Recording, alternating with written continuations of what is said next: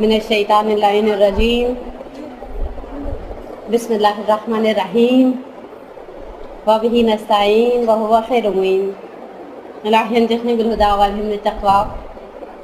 بہت عرصے کے بعد خواہران القائم کی خدمت میں، لیکن بہت ڈیفرنٹ ٹاپک کے ساتھ۔ ہمیشہ میں نے فقہ پڑھائی اور فقہ کے اندر بھی بڑے لگے ودے مسائل پڑھائے ہیں۔ شاید میرے سوکھے دھانوں پہ اسی وقت پانی پڑ گیا جب مجھے پتا چلا کہ مجھے اس ریپیٹڈ ٹاپک کے لیے القائم والوں نے نہیں بلایا۔ میں نے ایک موضوع اٹھایا ہے، لیکن میں یقینی سی بات ہے آپ سب کی آراء کی محتاج ہوں۔ آپ لوگوں کے اوپینینز، آپ لوگوں کی سجیشنز، آپ لوگوں کے مشورے، آپ لوگوں کی رائے بہت قابل احترام اور بہت ہی قیمتی ہے۔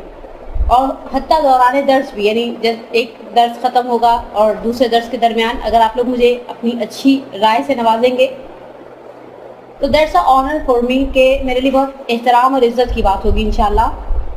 موضوع میرا خیال آپ لوگوں کو پتہ ہے، پرسکون زندگی گزارنے کے راز۔ مزے کی بات ہے، پرسکون زندگی گزارنے کے اندر جتنا زیادہ افیکٹو، جتنی زیادہ مؤثر، جتنی زیادہ اثر انداز ایک عورت ہو سکتی ہے، 10 مرد مل کر بھی نہیں ہو سکتے۔ عورتوں کے لیے میں نے ایک جملہ، یہ میرے لیے پہلی مرتبہ نہیں ہے، اس سے پہلے ہمارے سیٹرڈے کو مدرسہ ہوتا ہے مرجع اکیڈمی، اس کے اندر بھی میں یہ موضوع پڑھا چکی ہوں تقریباً 8 یا 9 درس سے، مجھے اب صحیح طرح سے یاد نہیں۔ پچھلے کچھ عرصہ پہلے 3-3.5 مہینے پہلے ہماری ایک ٹیچرز ٹریننگ ورکشاپ تھی، اس کے اندر بھی ان درسوں کو سمرائز کر کے میں نے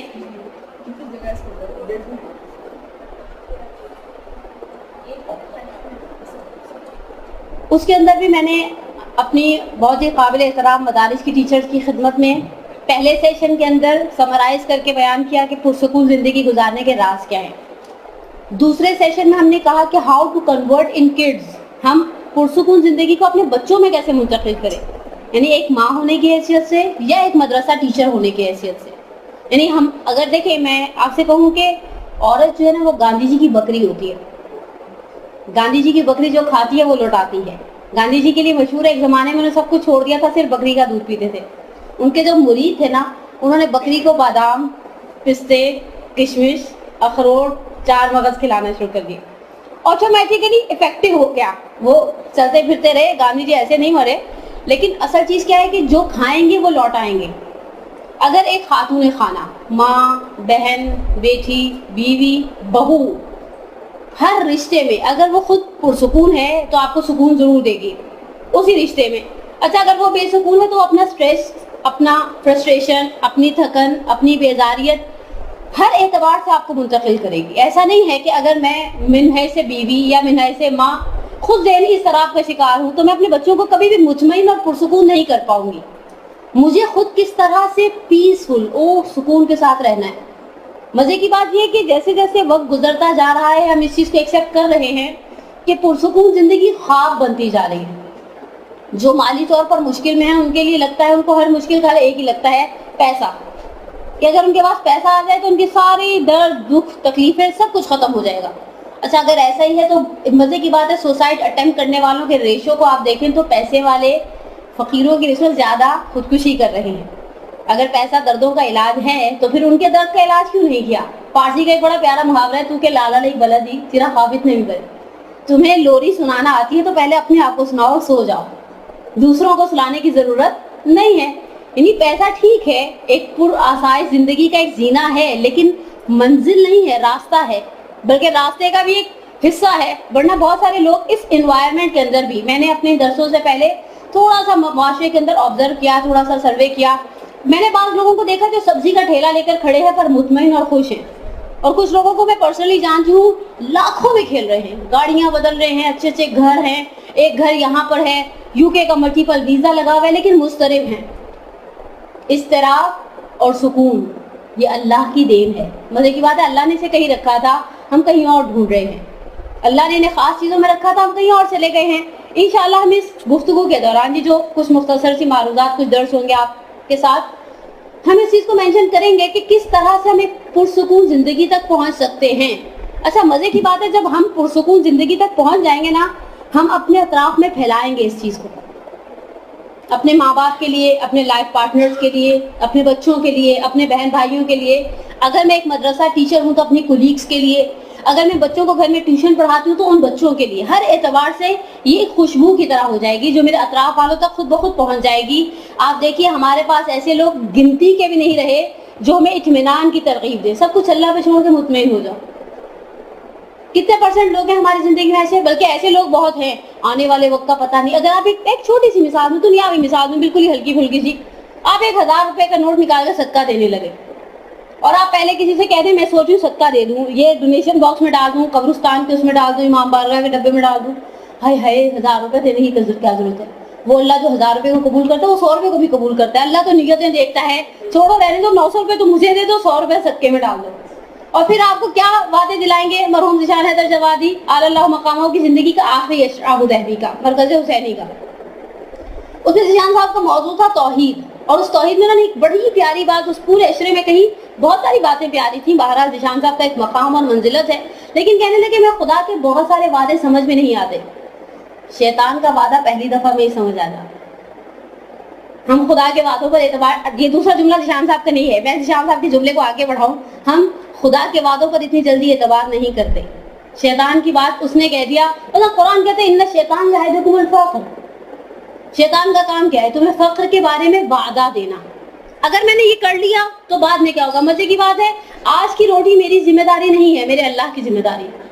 آنے والے کل کی بھی, جب اس نے مجھے اس وقت دیا جب میں نے اسے مانگا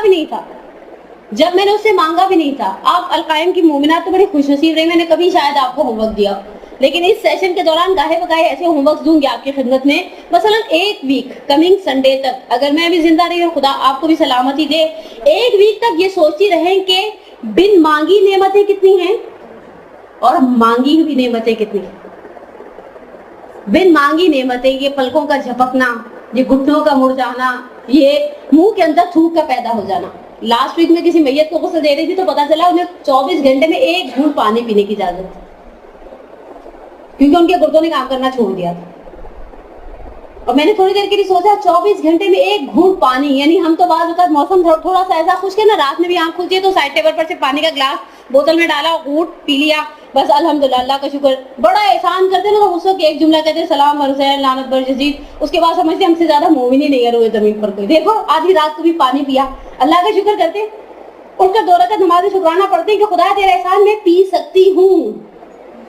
بن مانگی نعمتیں ایک کالم, اور مانگی ہوئی نعمتیں دوسرا کالم. مانگی ہوئی نعمتیں تو بہت لمیٹڈ, اللہ بھی ہم نے بہت لمیٹڈ چیزیں مانگی ہیں تجھ سے.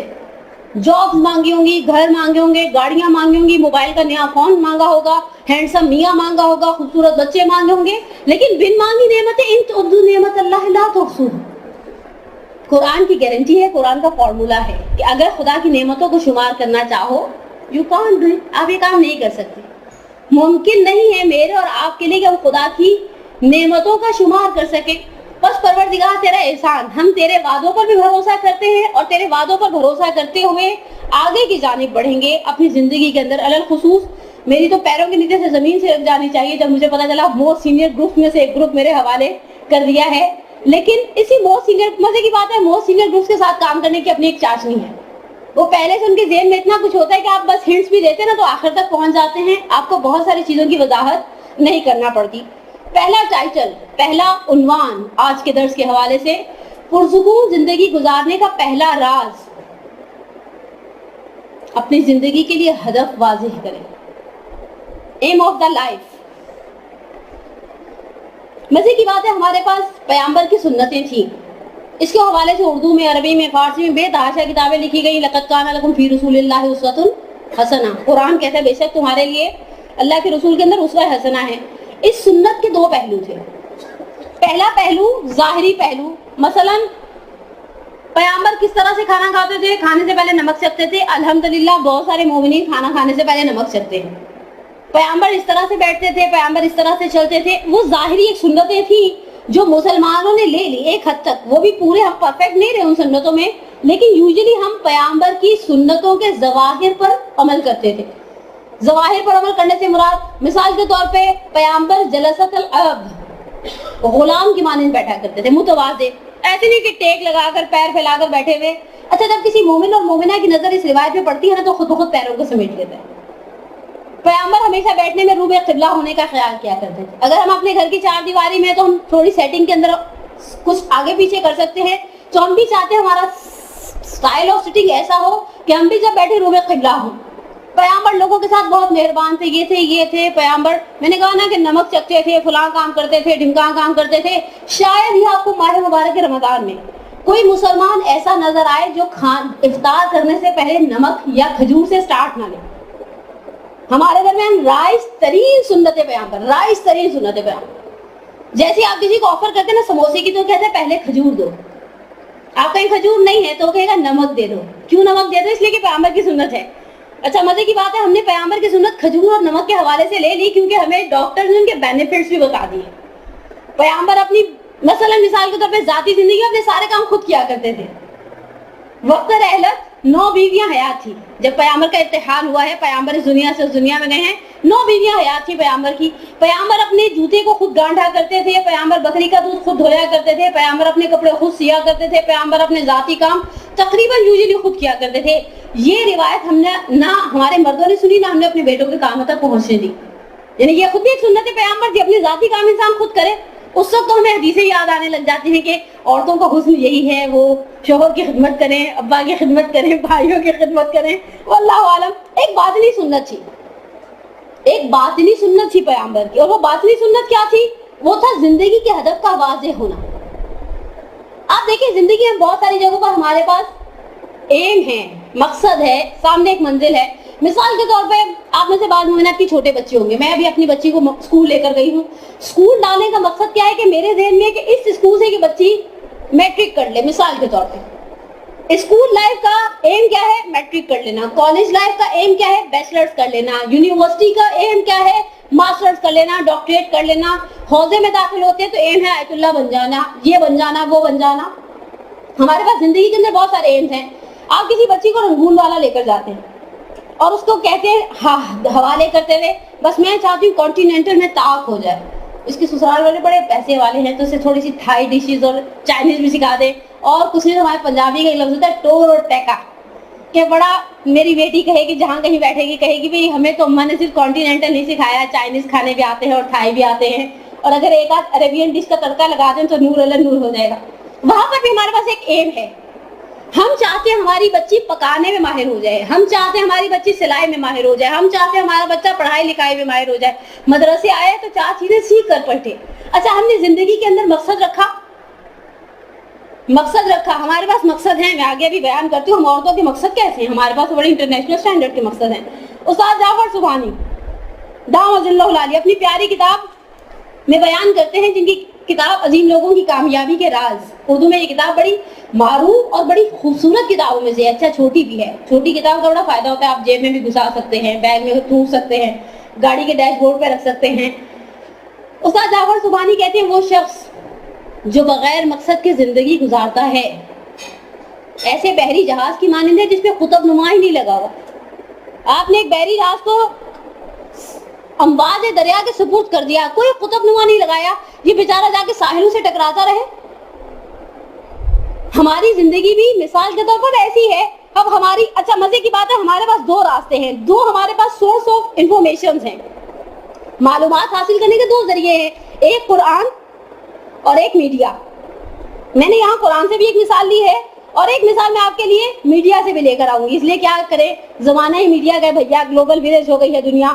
ایک قرآن مثال دیتا ہے, میں 1 یا 2 آیتوں کو مینشن کروں گی. پہلی آیت ہے افحسبتم انما خلقناکم عبثا وانکم الینا لا ترجعون, سورہ کہف کی. کیا تم نے یہ سمجھا کہ ہم نے تمہیں ایسے ہی پیدا کر دیا, تم ہماری طرف پلٹائے نہیں جاؤ گے؟ یا قرآن کہتے ہیں وما حیات الدنیا الا لہو و لعب, دنیا کی زندگی کچھ نہیں سوائے کھیل کود کے. یا ایک اور آیت ہے وما خلقت الجن والانس الا لیعبدون, ہم نے جنوں اس کو خلق نہیں کیا مگر یہ کہ وہ عبادت کرے. البتہ یہاں عبادت کے اندر بہت تفصیل ہے, بہت تعویل ہے. یہ قرآن ہمیں سکھا رہا ہے کہ دیکھو ہم نے ایسے ہی نہیں پیدا کیا, تم ہماری طرف پلٹ کر آؤ گے. آپ نے دیکھا ہوگا بعض کراچی میں تو ٹرینڈ نہیں ہے, جب سمر ویکیشن ہوتی ہے, ہمارے پنجاب میں ٹرینڈ ہے, جب سمر ویکیشن سٹارٹ ہوتی ہے نا, بچوں کو ایک ڈھیر ہوم ورک کا دے دیا جاتا ہے. ہوم ورک کا ڈھیر دینے کا مقصد ہے کہ بچے ماں کا دماغ کم کھائیں, ہوم ورک کریں, صفحے کالے کریں. اور مسلسل لکھنے کی چیز ہوتی ہے. مجھے اپنا وہ اسکول لائف یاد ہے ابھی بھی. لکھ لکھ کے مر جائیں 3 مہینے میں, نہ نانی کے گھر سکون سے بیٹھ سکتا ہے. امیاں کیا کرتی ہیں اس چیز کو کمپنسیٹ کرنے کے لیے بچوں کو 4-4 گھنٹے کی ٹیوشن لگوا دیتی ہیں. وہ سوچیے چلو تھوڑی بچت تو ہو رہی ہے, وہ بہن والے کو پیسے نہیں دینے, یا اسکول کی فیس آدھی ہو گئی ہے تو چلو ٹیوشن میں جائے, میرا دماغ کم کھائے, اسی کا دماغ کھائے. کچھ لوگ ایسے ہوتے ہیں, کچھ بچے ایسے ہوتے ہیں جنہیں پتا ہے کہ یہ ہوم ورک ملا ہے, انہیں پراپر طریقے سے اس ہوم ورک کو کرنا ہے. وہ روزانہ صبح اٹھتے ہیں, کھیلنے سے پہلے, مستیاں کرنے سے پہلے, شرارتیں کرنے سے پہلے, شیشے پڑوسیوں کو توڑنے سے پہلے اپنا بیگ نکالتے ہیں, اپنا ہوم ورک کرتے ہیں, اپنا لیسن کمپلیٹ کرتے ہیں. اس کے بعد وہ آزاد ہیں, جو چاہیں کریں. اس کے بعد کچھ بچے ہو سکتا ہے میری طرح ناخلف ہوں, پہلے دن اٹھے تو سوچا ہے آج تو پہلا دن ہے, واو دیر تک سوئے گے ہم. جیسے لوگ سنڈے والے دن صبح سوچتے نہیں کہ نماز فجر کی پڑھی نہ پڑھی کوئی بات نہیں, کون سا صبح کہیں جانا ہے. میں نے لاسٹ سنڈے مدرسے میں بھی ایک جملہ کہا تھا اپنے اور مدرسے میں نے کہا آپ سیٹرڈے کو رات میں دیر تک جاگ رہی ہوں, کسی سے کہ اچھا میں سوچوں اٹھ جاؤں اور سو جاؤں, تو دوسرے کے منہ سے نکلا صبح کہیں جانا ہے. صبح کہیں جانا ہے تو ٹائم پر سونا چاہیے. جو صبح کی نماز ہے, امیر المومنین تو کہتے ہیں نا کہ اگر جانے والوں کو صلی علی محمد وآل محمد وعجل فرجہم. امیر المومنین فرماتے ہیں اگر مومنین کو پتہ چل جائے فجر کی نماز کیا ہے, اشتیاق سے رات کو نہ سوئیں کہ کہیں صبح چھٹ نہ جائے. میں نے کہا مولا ہماری اور آپ کی مینٹالٹی میں بڑا فرق ہے, کیا کریں. سردیوں کے لیے مولا کہتے ہیں مومنین کی بہار ہے, اس کی راتیں نماز شب کے لیے موضوع اور دن روزوں کے لیے موضوع ہے. میں نے کہا مولا کہاں نماز شب, سردیوں میں ہم کمبل کو نہیں چھوڑتے, کمبل ہمیں نہیں چھوڑتا. 4 دن کراچی والوں پر سردی کی لہر کیا آئی, مونگ پھلیاں بنوا کے کھاتے رہے رات کو بیٹھ کر کہ چلو چلغوزے مہنگے ہو گئے, کاجو مہنگے ہو گئے, مونگ پھلی تو سستی ہے نا, غریب آدمی بھی کھا سکتا ہے, اکانومی کلاس میں یعنی ہر طرح کے لوگ کھا سکتے ہیں. تو ہمارا اور امیر المومنین کا مزاج کے اندر ایک فرق تو ہے. لیکن بہرحال اگر ہم سوچیں کہ ہماری سنڈے والا دن کوئی بات نہیں, دیر تک سونے کا دن ہے. میں نے بچوں سے مدرسے میں کہا کہ سنڈے کو صبح مدرسہ اچھا لگتا ہے, تو ایک بچی کہتی ہے ایک دن تو سونے کا ہوتا ہے. میں نے کہا بیٹا سیٹرڈے کو رات میں 9 بجے سو جایا کرو. آپ کو نیند چاہیے نا پراپر 9 گھنٹے کی. آپ 9 بجے سوئے, صبح 6 بجے کتنے گھنٹے کی نیند لے لی, 9 گھنٹے. ٹین ایجرز کے لیے بہت آئیڈیل ہے. دیکھیں میرا اور آپ کے لیے 8 گھنٹے کی نیند ہے, بچوں کے لیے نیند کی ڈیوریشن تھوڑی زیادہ ہونی چاہیے. اب بچے 9 بجے کیسے سو جائیں, ایسے کیسے سو جائیں, لیٹے ایسے آنکھیں بند کرے خراٹے لے. کچھ لوگ درس میں لے رہے ہوتے ہیں لیکن ہلکی ہاتھ سے, درس میں ہم ٹینشن میں ہوتے نا, اتنے گھر والے ریلیکس سیٹ اپ کے ساتھ نہیں سو سکتے. درس میں پیچھے بیٹھی ہوئی مومنات سے معذرت, بہت معذرت, میری تو انڈر آبزرویشن رہتے ہیں سب. لیکن مجلس اور درس میں پیچھے بیٹھنے کا سب سے بڑا فائدہ یہی ہے, آپ کو ٹیک مل جائے, آپ کو کمفرٹیبل جگہ مل جائے, اس کے بعد آپ کو دیکھ کر میرا بھی دل جائے گا, میں بھی سو جاؤں. خیر بہرحال, لیکن یہ اسکول کی چھٹیاں نہیں, آپ جاگ رہی ہیں مجھے پتا ہے, یہ اسکول کی چھٹیاں ہیں, ہوم ورک نہیں کیا, پہلے دن یہ سوچ کے نہیں کیا ابھی تو اسکول سے چھوٹے ہیں, اگلے دن سستی اور آڑے آئی, ابھی تو بہت ساری چھٹیاں کر لیں گے. بات پہنچی جب 3 مہینے کی چھٹیوں میں سے 2.5 مہینے گزر جاتے ہیں. اب یہ بچہ دعائیں کرتا ہے اللہ کرے کراچی کے حالات خراب ہو جائیں, کچھ دن اسکول آگے تک چلا جائے, چھٹیاں آگے بڑھ جائیں. رات کو چھٹیاں, صبح اسکول کھلنا ہے, ماں رات کو کہتی ہے بیگ پتہ نہیں, یونیفارم پتہ نہیں, جوتے پتہ نہیں, فلانی چیز پتہ نہیں, ہوم ورک کیا ہے امی کر لوں گا. آپ نے بھی بس مجھے بہت ٹینشن دینے کی عادت ڈلی ہے, جتنی دادی آپ کو ٹینشن دیتی ہے اس سے زیادہ آپ مجھے دیتی ہیں. بچہ ہمیں الو بنا کر چلا گیا. اب یہ بچہ پوری رات کروٹیں بدلتا رہے گا. اور اس کے برعکس ایک بچہ جس نے اپنے ہوم ورک کو پراپرلی کیا ہے, یہ اسکول کا کھلنا اور موت کا آ جانا ایک ہی کیفیت ہے. ہماری گردن پر اتنی قضا نوازیں ہیں, ملک الموت کا چہرہ دیکھتے میں تو سوچوں اس کو دونوں ہاتھ جوڑ کے بھیا میں مر گئی, آپ ٹینشن نہ لیں, میرا دم آپ کو دیکھ کر نکل گیا. یعنی قضا واجبات ہیں گردن پر, گناہوں کا بوجھ ہے گردن پر, کفن کی تیاری نہیں گردن پر. نتیجہ کیا نکلے گا, جیسے ہی ملک الموت آئے گا نا, میں نے کہا نا دیکھ کے ہی دم نکل جائے گا. آپ نے کیوں زحمت کیا, آپ ایک SMS کرتے تھے میں آ رہا ہوں, میں وہاں سے مر جاتی. ایسی صورتحال ہے. ہمارے پاس زندگی کے اندر ایک مقصد حیات قرآن بیان کرتا ہے, دیکھو ہم پلٹائے جاؤ گے, جو کام دے کر بھیجے دنیا میں وہ کام کرو. اچھا کام کرنے کا مقصد یہ کہ ہم مصلی بچھا کر بیٹھے رہے. جتنی شریعت محمدی آپ کو انٹرٹینمنٹ, جائز انٹرٹینمنٹ کی بات کرتی ہے نا, کوئی شریعت نہیں کرتی ہوگی. یعنی آئمہ جب ہماری زندگی کے ادوار کو, حصوں کو, ساعات کو تقسیم کرتے ہیں تو ہر معصوم کہتا ہے ایک حصہ حلال لذتوں کے لیے, جو تمہیں واجبات کی ادائیگی کے لیے تازہ دم کر دے. کتنی انٹرٹینمنٹ رکھی اسلام نے ہمارے لیے, ہم نے نہیں لی, ایک الگ بحث ہے. اس کے بعد میڈیا ہمیں کیا دیتا ہے, قرآن کہتا ہے دیکھو زندگی, اچھا اس زندگی کے پیچھے بھی بہت بڑی زندگی ہے, لا متناہی زندگی ہے. اس زندگی کا میں اور آپ تصور بھی نہیں کر سکتے، کیونکہ ہماری انفارمیشن کا گراف اس بچے کی مانند ہے جو بھی شکم مادر میں ہے. جب اسے کہا جاتا ہے یہاں سے نکلو باہر بڑی دنیا، تو کہتا ہے اس سے بڑی دنیا نہیں ہو سکتی. یا اردو کے محاوروں کو دیکھیں تو کنویں کے مینڈک ہے. اگر ہم سے کہا جائے اس کنویں سے باہر نکلو تو ہم کہیں گے اس کنویں کے باہر کچھ نہیں ہے، اس لیے کہ یہ کنویں سب سے بڑی چیز ہے. تم باہر تو نکلو، دیکھو دنیا کتنی بڑی ہے. جنت کی نعمتیں، میں نے ایک روایت سنی مجالس میں، کسی درس میں ماہ مبارک میں، کہا مومن جنت میں داخل ہو کے خدا سے تقاضا کرے گا مجھے جنت میں میری ملکیت دکھا، میری جنت کتنی ہے. تو خدا اسے گھوڑے پر بٹھا دے گا، ایک تیز رفتار گھوڑے پر. جب اس گھوڑے کی رفتار یعنی اس گھوڑے کے 1000 سال کی مسافت مکمل ہوگی، اس وقت وہ اپنی جنت کے آخری حد تک پہنچے گا. یعنی اتنی وسیع و عریض جنت. لیکن ہم خوش فہمی میں مبتلا نہ ہو جائے، کیونکہ کسی کسی مومن کو جنت میں اتنی جگہ ملے گی جتنی ایک دیوار میں کیل کو ملتی ہے. اس کیل کو لے کر کیا کریں گے؟ شکر کریں گے، شکر جہنم میں نہیں گئے، شکر کرو وہ دیکھو جل رہے ہیں، وہ دیکھو یہ ہو رہا ہے. پر اتنا دل کو تسلی رہے گی، دل کے بہلانے کو غالب یہ خیال اچھا ہے کہ چلو ہے تو جنت میں نا کیل کے برابر ہی صحیح. اس کے برعکس میڈیا، یہ جو اتنے ایڈورٹائزمنٹس بنائے جاتے ہیں، ملینز کے حساب سے ان پر پیسہ خرچ کیا جاتا ہے، آپ کو ایک سوچ دیتے ہیں، آپ کی اپنی سوچ کو ختم کر دیتے ہیں. یہ جو اتنے کھانے پینے کے فاسٹ فوڈ ریسٹورنٹ ہر دفعہ آپ کو فری ہوم ڈیلیوری کی بات کرتے ہیں نا، کوئی میرا نہیں خیال بڑا سپریم کلاس کا کوئی ایسا فاسٹ فوڈ کا ریسٹورنٹ ہو جن کے میں نام نہیں لینا چاہتی، جو ساتھ آپ کو یہ نہ دیتے ہو ایک لالی پاپ آپ کے ہاتھ میں تھما دیتے ہیں 24 گھنٹے فری ہوم ڈیلیوری. آپ منگوائے ہمارا پیزا، آپ منگوائے ہمارے برگر، آپ منگوائے ہم سے کولڈ ڈرنکس، آپ منگوائے ہم سے فرینچ فرائز. ہماری عورت کو تساہل پسند کر دیا. بچے نے کہا اماں چپس، تو کہتی لو 20 روپے، جاؤ جا کر لے لو. جن کی حیثیت نہیں ہے کہ وہ وہاں سے منگوائے، 20 روپے بچے کے ہاتھ میں رکھے، جاؤ جا کر لے لو، کوئی بات نہیں جو بھی کھاؤ. اب وہ ڈاکٹر عابد کی کتاب والی مثال کل میں نے کسی جگہ پر دی کہ جب بچے حرام حلال باہر گند من سب ملا ہوا کھاتے، نتیجہ کیا نکلتا ہے؟ ہم کہتے ہیں بیٹا اٹھو نماز شب پڑھو، وہ رو پیٹ کے کہیں فجر پڑتا ہے اور سمجھتے احسان کر رہا ہم پر. آج کی ماں اتنی تساہل پسند ہو گئی ہے، اس کے پاس کرنے کے لیے اتنے کام ہیں کہ وہ اپنے اصلی مقصد سے ہٹ گئی اور 180 کا جو ہوتا نا اینگل اتنا ہٹ گئی ہے اپنے اصلی مقصد سے.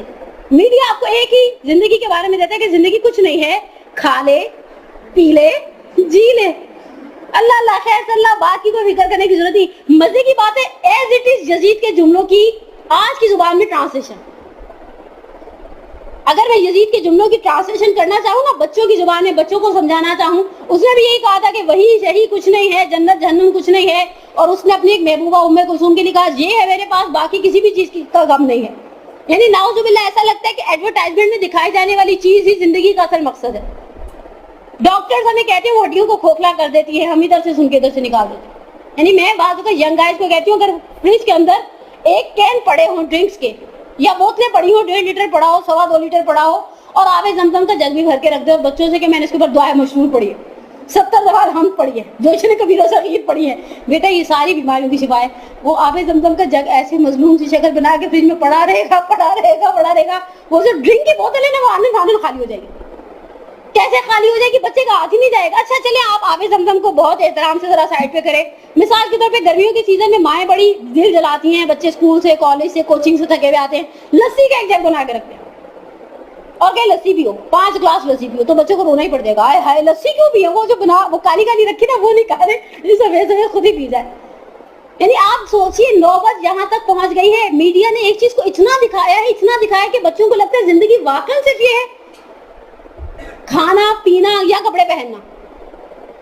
ہمارے پاس آگے دیکھیے گا نا، ہم آپ کی خدمت میں عرض کریں گے کہ زندگی عبث ہے، صرف کھانے پینے کا نام ہے. میں نے ایک روایت، میرے پاس ایک چھوٹی سی بک ہے، مجھے اس روایت کا ریفرنس نہیں ملا، لیکن روایت امام موسیٰ کاظم علیہ الصلوۃ والسلام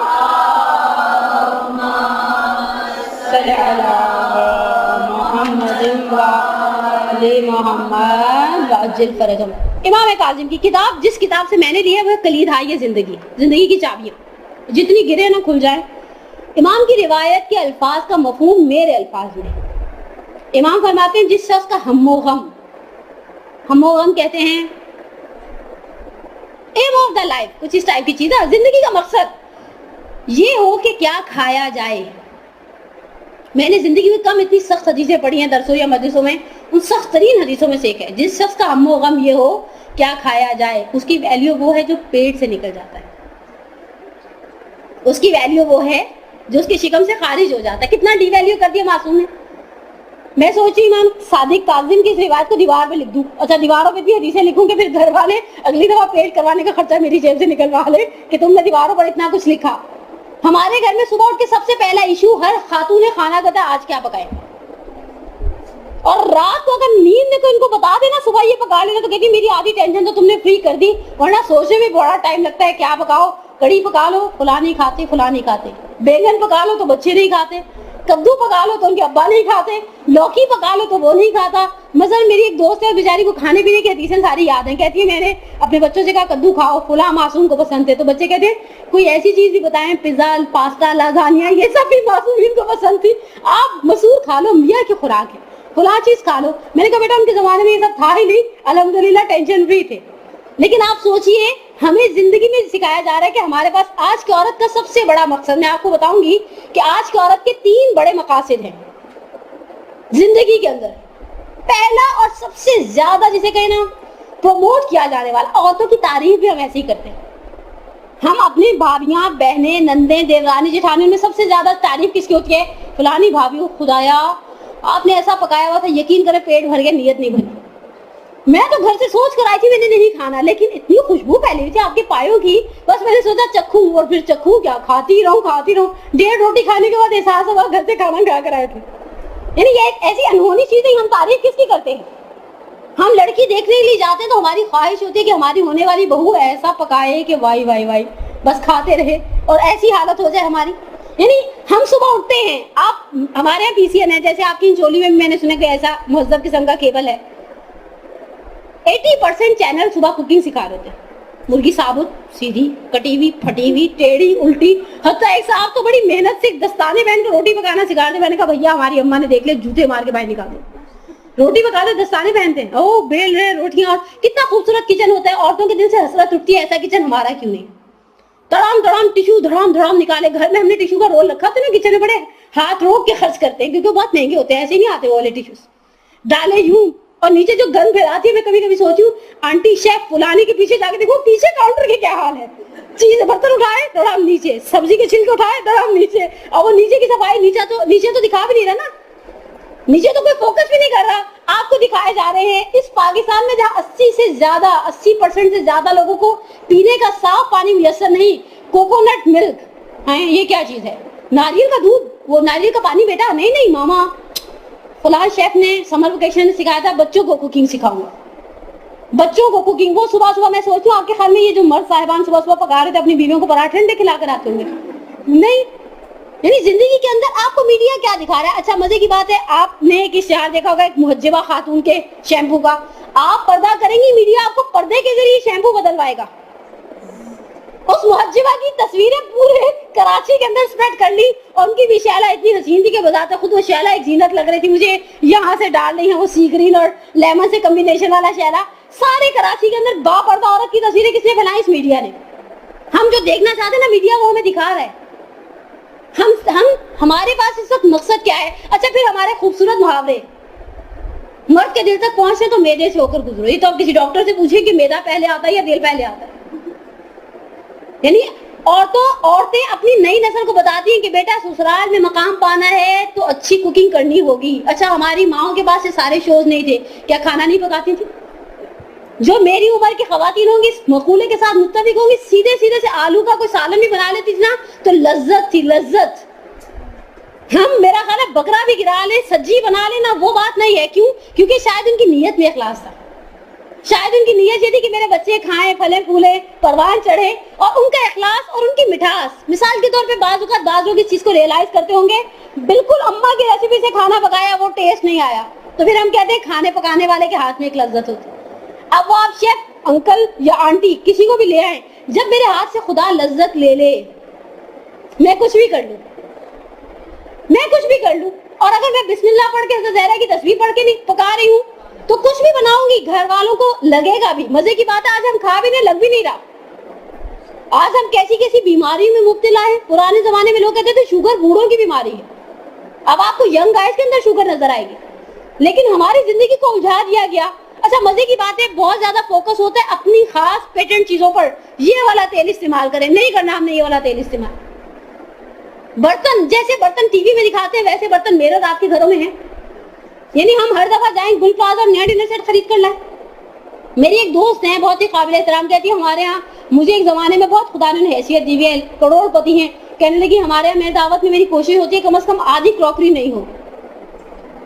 میں نے کہا کہ پاگل ہو, آدھی کراکری نہیں ہو. کہا میرے شوہر کے دوست تو بڑی تعریف کرتے ہیں کہ بھابھی کا تو ٹیسٹ ہی بڑا ہے. میں نے کہا بیٹا تم ان کی تعریفوں کے آگے بک گئی, تم ان کی تعریفوں کے آگے بک گئی. جیسے بقول مرحوم شاہ حیدر جوادی کے ہم ذاکر, ہم اہل منبر لوگوں کی تھوک کے بدلے بک جاتے ہیں. مجلس پڑھ کے اترتے ہیں, آپ کھوجا جماعت میں مجلس پڑھیں, جیسے آپ ہاتھ آگے بڑھائیں گے آپ کے ہاتھ میں بوسہ دیا جائے. میکسیمم احترام کا کمال ان کے نزدیک ہے. اور یہ بہرحال یہ چیز ہمارے درمیان رائج ہے, لوگ اہل منبر کے, علماء کے, فضلاء کے, ایسے لوگوں کے ہاتھ میں بوسہ دیتے ہیں. لیکن ہم سوچیں ہم نے اپنی قیمت کیا معین کی. یعنی ہمارے پاس زندگی کا پہلا مقصد میڈیا کے منہ سے, اور قرآن والے مقاصد تو ہم بعد میں بیان کریں گے, اچھا پکائیں تاکہ ہر طرف ہماری واہ واہ ہو, ہر شخص کہے کہ پیٹ بھر گیا نیت نہیں بھری. اچھا مزے کی بات ہے عورتوں کو بھی اپنی تھکن ہلکی ہوتی ہوئی محسوس ہوتی ہے. اب صبح سے جتی ہوئی ہیں, لگی ہوئی ہیں, پسینے بہ رہے ہیں, آپ نے بڑی کمال کی چیز بنا لی. جیسے ہی گھر کے سارے افراد نے تعریف کرنا شروع کیا آپ کا ایسا لگا انرجی, شکر سب کو پسند آ گئی, سب نے آج بہت تعریف کی. مزے کی بات ہے رات کا ٹائم ابھی سر پہ کھڑا ہے, ابھی رات کا مرحلہ باقی ہے, وہ بچا ہوا تو کوئی کھانے کے چکر میں نہیں. نیا جدت اتنا مردوں کو کمانے پر مجبور کر دو کہ وہ بیچارے دن رات جتے رہے کمانے میں. بہت معمولی سے ایشو لگتا ہے لیکن اس ایشو کے پیچھے بہت ساری داستانیں ہیں. مزے کی بات ہے اسی کھانے پلانے کے ذریعے بہتوں کو خریدا جاتا ہے. بنو عباس سے بعض مخلصوں کو خریدا اس کھانے پینے کے چکر میں. ہم اس طرح کی لذتوں میں ہر جگہ پر بیٹھ تو جاتے ہیں. استاد رجب علی خیاط کی وہ نفیس کتاب, پھر اس نے خدا کو پا لیا, پھر میں نے خدا کو پا لیا, مجھے لگتا ہے ان دو میں سے ایک نام ہے. میرے پاس فارسی میں ہے کیمیائے سعادت, آغا اشتہاردی یا آغا علی شہری کی جمع کی بھی. اس میں ایک جگہ نقل کرتے ہیں کہ میں نے محسوس کیا میرے اندر لذت عبادت نہیں. جب عالم معنی میں غور کیا تو پتہ چلا ٹرین میں ایسے ہی چائے پی لی تھی. یعنی وہ تو ٹرین کی چائے کو سوچ کے پیے کہ پینی چاہیے یا نہیں پینی چاہیے, ہم ہر چیز کھانے بیٹھ جاتے ہیں. یعنی میرے پاس ایم آف دا لائف کیا ہے. آپ سوچیں بچوں سے کہیں چلو سی ویو چلتے ہیں, گھر جائیں آپ کہیں بچوں سے سی ویو چلتے تو ماں وہاں کھائیں گے کیا؟ بیٹا ہوا کھا لینا, اتنی سمندر پر ہوا چلتی ہے. نہیں, یعنی ہماری انٹرٹینمنٹ کے اندر بھی بہت بڑا, یعنی ایک حلال لذت حاصل کرنے جا رہے ہیں. خدا کی مخلوق کو, سمندر کو دیکھیں, لذت حاصل کریں. وہاں پہ بھی بچوں کا پہلا, وہاں چلے جہاں فلانا فاسٹ فوڈ ریسٹورینٹ ہے, اماں آپ کو شاید رحم آ جائے اور آپ کچھ وہاں سے ہی کھلا دیں ہمیں. بیٹا گھر میں جو پکے آلو کے پراٹھے لے جائے, تو بچے آلو کے پراٹھے بھی تو ایسی جگہ آلو کے پراٹھے, بیٹا پیزا لے چلتے, وہی آرڈر دے دیں گے, وہی ہوا میں ہی خلائی مخلوق دے جائے گی, فوراً تیار ہو جائے گی. دوسرا بڑا عشق عورتوں کا, کپڑے. آئے خدایا کیا پہنے, صبح اٹھ جاتی ہے وارڈروب کے آگے کھڑی ہو جاتی ہوں. محرم میں نے ابھی 9 ربیع الاول کا میلاد پڑھنے جانا تھا. ایک مومنہ مجھے ہمیشہ پک اینڈ ڈراپ دیتی ہے, کہتی ہیں آج آپ 4-5 منٹ لیٹ تھی. میں نے کہا وہ محرم کا سکون تو نہیں ہے نا, ایک کالا جوڑا باندھا ہوئے 2-3 بجے سے پہنے, اس کے بعد اس کو واشنگ میں ڈالا, دوسرا استری کر کے لٹکا لیا. اب میلاد میں جانا تو پہلی سوچ کیا ہوتی ہے, کیا پہن کر جائے. ہم بیگانی شادی میں عبداللہ دیوانہ بنے پھر رہے ہیں. شادی بہن کے گھر ہے. مجھے کسی نے بتایا مثلا ہماری فیملی میں کچھ عرصہ پہلے ایک شادی تھی, پنجاب سے فون آنے, کپڑے بنوا لیے. ارے بھائی کپڑے پہن لیں گے, میں کوئی دلہن ہوں؟ نہیں, اچھے کپڑے پہننے چاہیے مامیوں, چاچیوں, پھپھیوں, خالوں کو. ارے بھائی اس وقت لوگوں کو کھانے کی اتنی اندھی پڑی ہوتی ہے کسی کو پتا بھی نہ چلے, ہم سیدھے کپڑے پہن کر گئے تھے, الٹے کپڑے پہن کر گئے. اچھا مزے کی بات ہے اس کے اندر بھی ہمیں ایک چکر کے اندر, انویزیبل چکر کے اندر الجھایا گیا ہے. ہماری قمیضیں لمبی ہونی چاہیے یا چھوٹی, یہ ہم طے نہیں کرتے. ہمارے دامن اتنے بڑے ہونے چاہیے, سکڑ کے اتنے آگے کہ ادھر سے بنا سمٹے ادھر سے بنا سمٹے, یہ ہم طے نہیں کرتے. آستین ہے, ایک زمانے میں میگا سلیوز کا فیشن تھا, اور آج کل چنٹوں والی آستین کا فیشن ہے. اتنی چنٹے ہیں, میں نے کسی کو دیکھ کے میں نے کہا یہ کیا ہے, کہتی زہرا آنٹی فلانی جگہ سے خریدا ہے 3800 کا سوٹ. میں نے کہا وضو کیسے کرتی ہوں, تو میری شکل دیکھنے لگی, اس کو اتار کے وضو کرتے ہیں, آپ کو اتنا بھی نہیں پتا اس کے ساتھ وضو نہیں ہو سکتا. میں نے کہا فٹے وہ ایسی قمیض کا جس کے ساتھ آپ سکون سے وضو نہیں کر سکتے. ہمارے ہاں شادی ہو, میلاد ہو, مجلس ہو, کنڈوں کی نیاز ہو, حتیٰ کوئی مر جائے بغیر کسی مبالغے کے کہہ رہی ہوں. پچھلے دنوں میں نے دیکھی اپنی اقربا میں کسی کی فوتگی, کیا پہن کر جائے, نہیں یہ تو میت والا نہیں لگ رہا. میں نے کہا کیا, تو ایک خاتون مجھے بتانے لگی, بیوٹیشین نے مجھے بتایا محرم کے دنوں میں کہا زہرا ایک سوگوار میک اپ ہوتا ہے. میں نے کہا یہ کیا ہوتا ہے, تو کہنے لگی اس سے آپ کے چہرے پر بڑے افسوس کے اور تعزیت کے تاثرات جھلکتے ہیں, اس کو کرنے سے آپ بڑی معصوم ہو جاتے ہیں. میں بھائی معاف کر, رہنے دے, منہ دھونے کی فرصت نہیں ہے, 6 برس سے سوگوار میک اپ. لیکن آپ خود سوچیں اگر 2 سال کے اندر ایک فیشن 2 سال تک نہیں، کراچی میں جلدی ختم ہو جاتے ہیں. کراچی سرغنہ ہے باقی سارے شہروں کا. یعنی میرے جتنے ریلیٹو پنجاب میں ہو گئے تھے، سب سے پہلے کراچی میں آتا ہے، سب سے پہلے کراچی سے جاتا ہے. پچھلی جتنی لمبی اونچی قمیضیں تھیں ان سب کا کیا کریں؟ دے دے ماسیوں کو دے دے. نہیں، ماسیوں کو دے دیں گے. آج ان کے گھروں میں جوان بچی ہیں، اس کی کوئی آلٹریشن کر لیں، امیوں کے غرارے کاٹ کر اپنے لیے چٹاپٹی کا لہنگا بنوا لیں. لیکن نہیں، آپ مجھے بتائیں، ہم ایک زمانے میں خواتین کبھی کبھی نیا جوڑا بنواتی تھی اور اس کو دیکھ دیکھ کے خوش رہتی تھی. یعنی میں کبھی اگر اپنی اماں، نانی، دادی، اس ٹائپ کی خواتین، نانی دادی تو خدا غری کے رحمت کرے چلی گئی دنیا سے، لیکن میں نے کسی بزرگ خاتون نے مجھے بتایا ہم اپنی جوانی میں ایک سوٹ سلواتے تھے، پوری رات خوش رہتے تھے. کبھی کبھی اٹھ کر دیکھتے تھے کہ دیکھو ذرا کیسے قرینے سے رکھا ہوا ہے، کل پہن کر جاؤں گی. ہم نے اپنے وجود سے، اپنے نفس سے وہ خوشی بھی لے لی. اتنے کپڑے بنواتے ہیں کہ بعض کا یاد ہی نہیں رہتا، او یہ تو کب سے پڑا ہوا ہے، اس کا خبز لگ جائے گا، جلدی سے پہن لو. اور آپ خود سوچئے، ہم اتنے ناؤز باللہ ہم نہیں، آپ بہت بزرگوار ہیں، آپ میں سے اکثر سادات کرام کے، میں اتنی احمق ہو جاؤں؟ خواتین اپنا جسہ نہیں دیکھتی. شارٹ شرٹ پہننے سے پہلے دیکھنا چاہیے انسان کیسا ہے. کلرز نہیں دیکھتی. مزے کی بات ہے، میں پچھلے دنوں ایک سوئن کی مسجد سے بیٹھی تھی، ایک معمر خاتون، ایک ایجڈ مومنہ، ٹراؤزر پہن کے ایسی شان سے بیٹھی تھی، میں سوچنے پڑ گئی یہ کیا لگ رہی ہیں. لیکن حقیقتاً آپ سوچئے، ہمارے پاس زندگی کا عشق ہے. جو عورتیں فقہی مسائل سمجھنے کے حوالے سے اپنے آپ کو کن ذہن سمجھتی ہیں. مثلا آپ کسی 40 سال کی خاتون سے کہیں مدرسہ چلے نا، تو کہیں گی اب تو میں بڈھا طوطا ہو گئی ہوں بھیا، اب تو سمجھ میں نہیں آتا، یہ جو احتیاط واجب اور احتیاط مستحب اور رجائے مطلب یہ بس ہماری زندگی جیسی تھی گزر گئی. آپ ان کو درزی کی دکان پہ کھڑا کر دیں، اس کو سمجھائیں گی یہاں سے پلیٹ اس رخ پر آنی چاہیے، پھر پلیٹ کے اوپر ایک بخیہ اس طرح سے مارو، پھر اس کے اوپر ایک چھوٹا سا موتی ٹانگ دو، اور پھر دیکھنا کیسی شان بن جائے گی. بھیا جب سے تمہارے پاس کپڑے آنا شروع ہوئے، کپڑوں کا بیڑا غرق کر دیتے ہو. ہم سیتے تھے تو کپڑے میں سے چھوٹے بچے کا فراک بھی نکل جاتا تھا، لیکن ہم ایک دوڑ میں الجھ گئے ہیں. اچھا مزے کی بات ہے، ہمیں کس نے الجھایا؟ ہمارے پاس اتنی پیاری سیف سائڈ چیز تھی، ایک برقع پہن لیں، کپڑوں سے بے نیاز ہو جائے. جہاں جائیں 2 برقعے سلوا لیں، ایک خوشی کا ایک غمی کا، اسی کے ساتھ چلاتے رہے. ہمارے پاس کچھ لوگ ایسے ہیں، ان کے پاس میں نے کہا گرے اور اسکائی بلو ٹائپ کے کوٹ اور مکھنے ہیں، جس شادی میں جاتے ہیں اسی طرح سے نظر آتی ہیں. کبھی کبھی مجھے خیال آتے کہ کپڑے بنواتی بھی ہیں یا نہیں، کتنی ٹینشن فری ہیں، نہ درزی کا چکر، نہ تاریخ روڈ کا چکر، نہ لیس کا چکر. مزے کی بات ہے، درزیوں پر بھی اکتفا نہیں کرتے نا، میچنگ لیسز چاہیے، سینس ہونی چاہیے. ظاہر ہے ایسے تھوڑی پتہ چلتا ہے میں ڈریس ڈیزائنر ہوں، مجھے پتا ہے یہ لمبا ہونا چاہیے، یہ چھوٹا ہونا چاہیے. اصل میرے پاس زندگی میں صرف ایک مقصد ہے. آپ کے خیال میں کپڑے مفت میں بن جاتے؟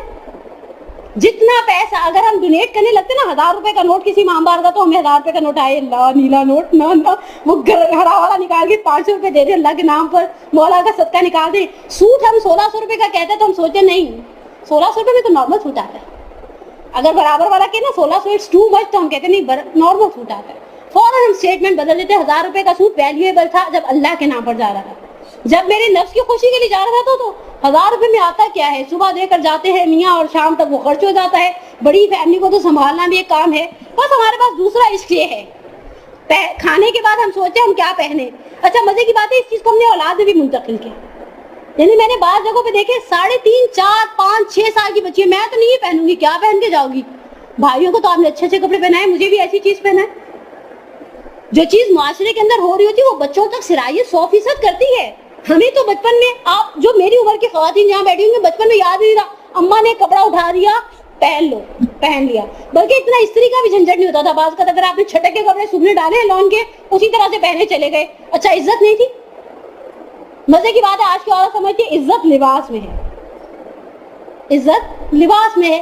اصل ان العزت للہ جميعا، عزت تو خدا کی اطاعت میں تھی. آپ سر سے پیر تک موتیوں میں سجی ہوئی چلی جائیں. یہ پچھلے دنوں یہ ویلنٹائن ڈے کی بےہودگی تھی، کیسے کیسے کپڑے پہن کر کیسے کیسے ڈھولکیاں آئی ہوئی تھی. آپ خود سوچیں نتیجہ کیا نکلتا ہے. میڈیا ہم سے وہ کروا رہا ہے جو ہم کرنا چاہتے ہیں، اور وہ بھی کروا رہا ہے جو ہم نہیں کرنا چاہتے. اور تیسرا عشق ہمارا، گھر ہمارا ایسا ہو اور ویسا ہو. یعنی آپ یقین کریں بغیر کسی مبالغے کے، گھروں کے ٹوٹنے کی بڑی وجہ کے اندر مالی مشکلات ہیں. میں اس کے ساتھ گزارا نہیں کر سکتی. مثلا میں نے کسی کو کسی کا رشتہ بتایا، لڑکا کیا کرتا ہے، یہ کرتا ہے، کتنا کماتا ہے، مثلا 16,000 روپے. لو 16,000 روپے میں کیا ہوتا ہے؟ لڑکا چاہیے MBA ہو، لڑکا چاہیے 45,000 روپے تنخواہ کا ہو، لڑکا چاہیے اکلوتا ہونا، ماں ہونا، باپ ہونا، بہن ہونا، بھائی ہو، اس کا ذاتی گھر ہو، گاڑی ہو. ایسا لڑکا آسمان سے اتر سکتا ہے. گھروں کے اندر اتنے ہم حساس ہو گئے ہیں. یعنی مزے کی بات ہے, آج ایک جگہ پہ ایک صاحبہ کے شوہر نے ان کو کہا کہ مجھے ڈر ہے کہ جس دن سہیلیاں کو بلا کر تم مجھے کونے میں کھڑا کر کے کہو گی میں نے اپنے شوہر کو مجسمہ بنوایا ہے, دیکھیے ذرا آرڈر پہ بالکل ہو بہو آپ کے بھائی صاحب لگ رہے ہیں نا, اور مجھے کہہ دوں کہ اگر ہلے تو پھر دیکھیے گا آپ کا کیا کروں گی, چپ چاپ میری سہیلیوں کے سامنے مجسمے کی طرح کھڑے رہیں. رینوویشن پیسز, رینوویشن کے نام پر پرانی ساری چیزیں نکال کر بہنوں کو باڑی کو دے دو 100 روپے میں جو ہزاروں میں خریدی ہوئی ہے, نئے صوفے, نئے پردے, نیا پینٹ. مزے کی بات ہے جو صاحبان حیثیت ہے وہ مجلسوں سے پہلے بھی یہ کام کرتے ہیں. ہمارے سالانہ مجلس میں ہماری ساس دبئی سے آتی ہے, میں اپنی بات نہیں کری, ایک مثال دے دوں تو ساس کو دبئی میں کوئی مجلس نہیں ملی, وہیں پر کریں, یہاں آنے کی کیا ضرورت ہے. لوگوں کے اوپر وہی نا پنجابی کا لفظ ٹیکا, سب کو پتا چل جائے کہ ہم بڑی حیثیت کے ہیں, ہمارے یہاں سالانہ مجلس میں وہاں سے فلاں آیا, فلاں صاحبہ کو ہم نے بلایا. مزے کی بات ہم نے ایک لمحے کے لیے بھی نہیں سوچا شہزادی آئیں گے ایسی مجلس میں یا نہیں ملتے. ہم نمود و نمائش میں اتنے مبتلا ہو گئے, ہماری مجلس اس کا شکار ہو گئی, ہمارے میلاد اس کا شکار ہو گئے, ہمارے شادی بیاہ اس کا شکار ہو گئے, ہمارا مرنا. مجھے تو لاسٹ ویک پتا چلا کہ کسی غریب غربا کے گھر میت بھی 50,000 روپے کی کہانی ہے.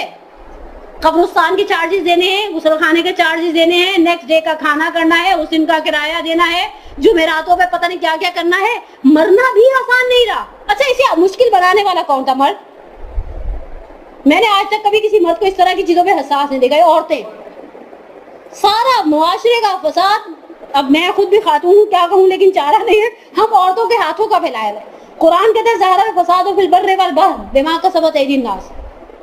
خشکی و تری پہ جتنا فساد ہے انسان کے ہاتھوں کا بویا ہوا. ہم نے اس طرح کے مردوں کو, اگر وہ آفس ویئر میں ہوں اور پسینے کا موسم ہے نا, وہ اسی آفس ویئر میں جائیں گے, شادی اٹینڈ کر لیں گے. ہم کریں گے؟ ہم اس کے بھی پیچھے پڑ جائیں گے. لوگ کیا کہیں گے؟ کپڑے بدلے, میں تو نہیں ایسے آپ کے ساتھ جاؤں گی. وہ والے کپڑے پہن لیں جس کے اوپر, میں آپ کے لیے بنینزا سے کرتا لائی تھی جس کی یہاں کڑھائی تھی, وہاں کڑھائی تھی, 3600 روپے کا کرتا لے کر آئی تھی. عورتیں جو مردوں کو بھی بگاڑ رہی ہیں, بچوں کو بگاڑ رہی ہیں, بھائیوں کو بگاڑ رہی ہیں, شوہروں کو بگاڑ رہی ہیں. ان کا بچے تو ابا کو بھی کہیں کہ ابا میں تو آپ کے ساتھ ایسے نہیں جاؤں گی, آپ آج جیسا کریں فرنچ کٹ کر لیں, پھر زیادہ اسمارٹ لگیں گے تو میں بڑی اس شان سے جاؤں گی کہ میرے ابا بڑے ہینڈسم ہیں, بڑے اسمارٹ ہیں. یعنی حقیقتاً ہم نے معاشرے کو کہاں تک پہنچا دیا ہے.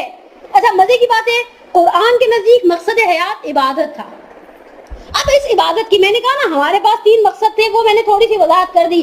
اب اس لفظ عبادت کو, عبادت میں ایک روایت اور اس روایت کی تھوڑی سی تشریح. روایت ہے عنوان بصری کی, نہیں سوری, روایت ہے امام جعفر صادق علیہ الصلوۃ والسلام,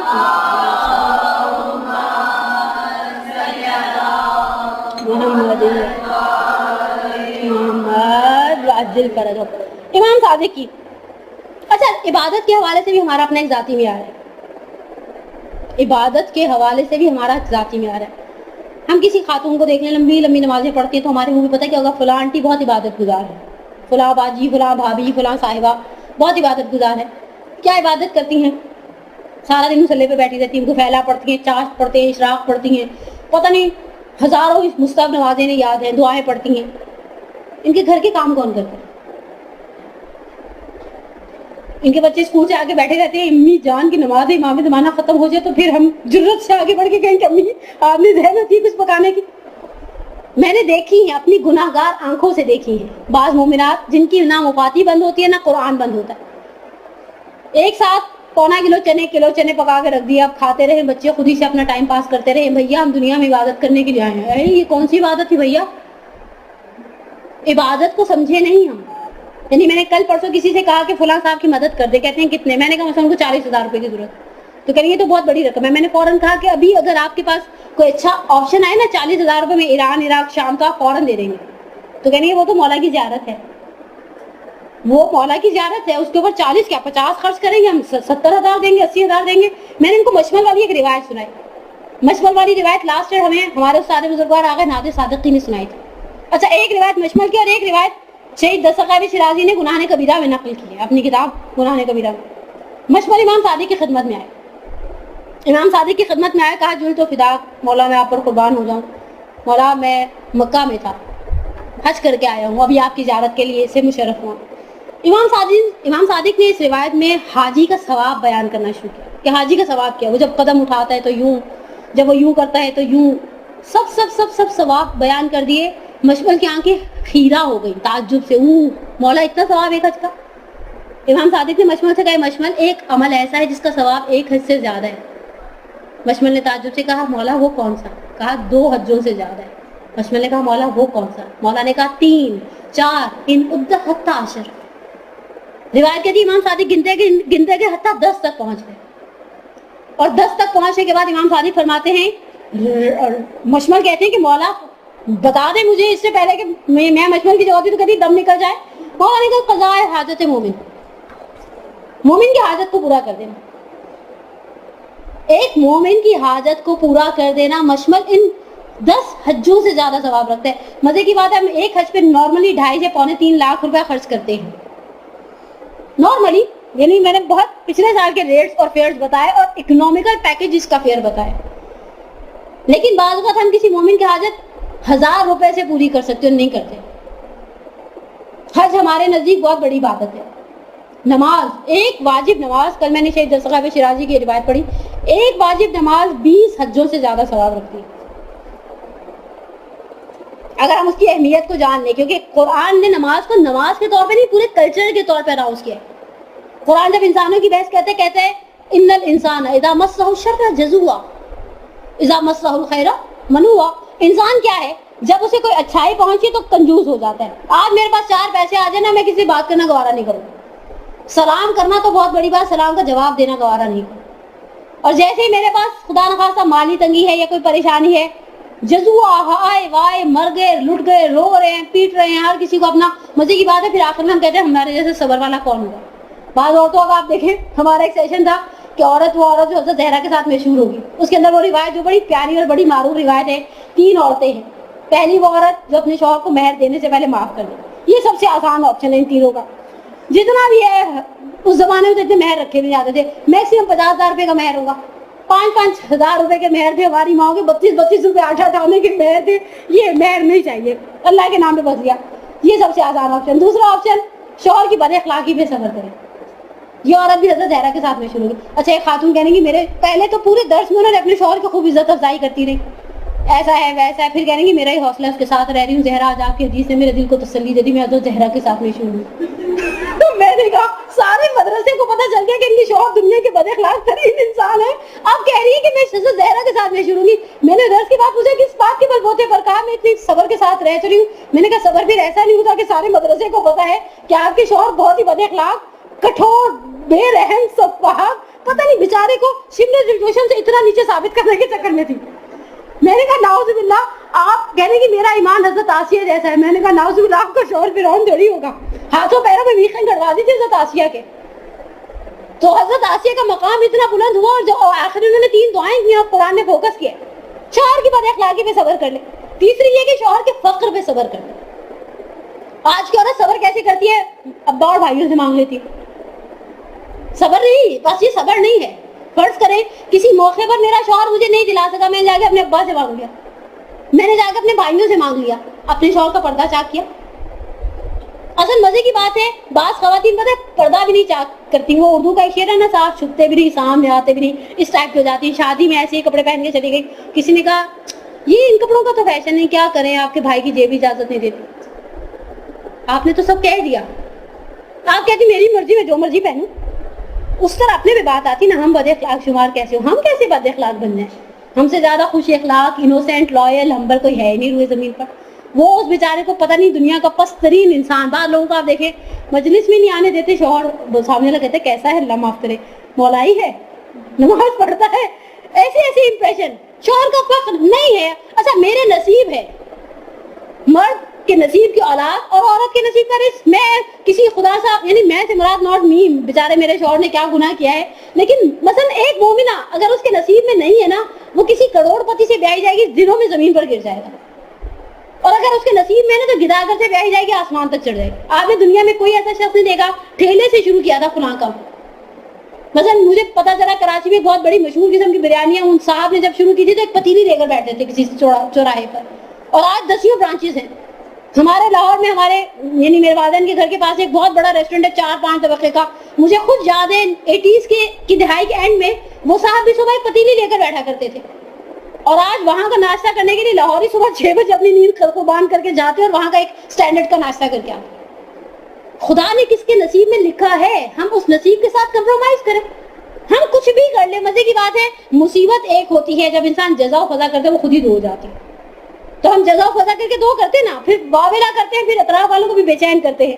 لیکن خلاصہ ہمارے یہاں عبادت کا معیار کیا ہے؟ لمبی لمبی نمازیں, آئے دن کے روزے. آئے دن کے روزے اتنے ریکمینڈڈ ہیں کہ آپ گھر کا کوئی کام ہی نہ, ڈر کے مارے شوہر ہی نہیں کہتا بیچاری ابھی سحری میں اٹھی چلو میں خود ہی آفس چلا جاتا. بچے بیچارے خود ہی رو پیٹ کے تیار ہو کر جا رہے ہیں, ابھی تو سحری میں اماں اٹھیں گے, ابھی تو سوئی رہے.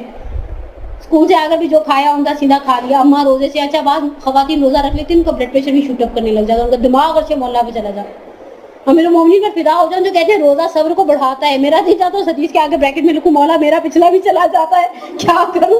جیسے جیسے روزے کا ٹائم گزرتا ہے ویسے ویسے غصہ آنے لگ جاتا ہے. میرے سامنے کوئی چائے کا کپ پی, کیا ہے شرم نہیں آتی؟ روزہ ہے میرا, جاؤ اٹھاؤ یہاں سے چائے کا کپ لے جاؤ. آپ لوگوں کا کتنا دل چاہ رہا ہوگا, بہت کا دل چاہ رہا ہوگا چائے کے نام پر گھر جا کر چائے. آپ لوگوں میں سے تو بعد میں دوپہر کا کھانا بھی نہیں کھایا ہوگا.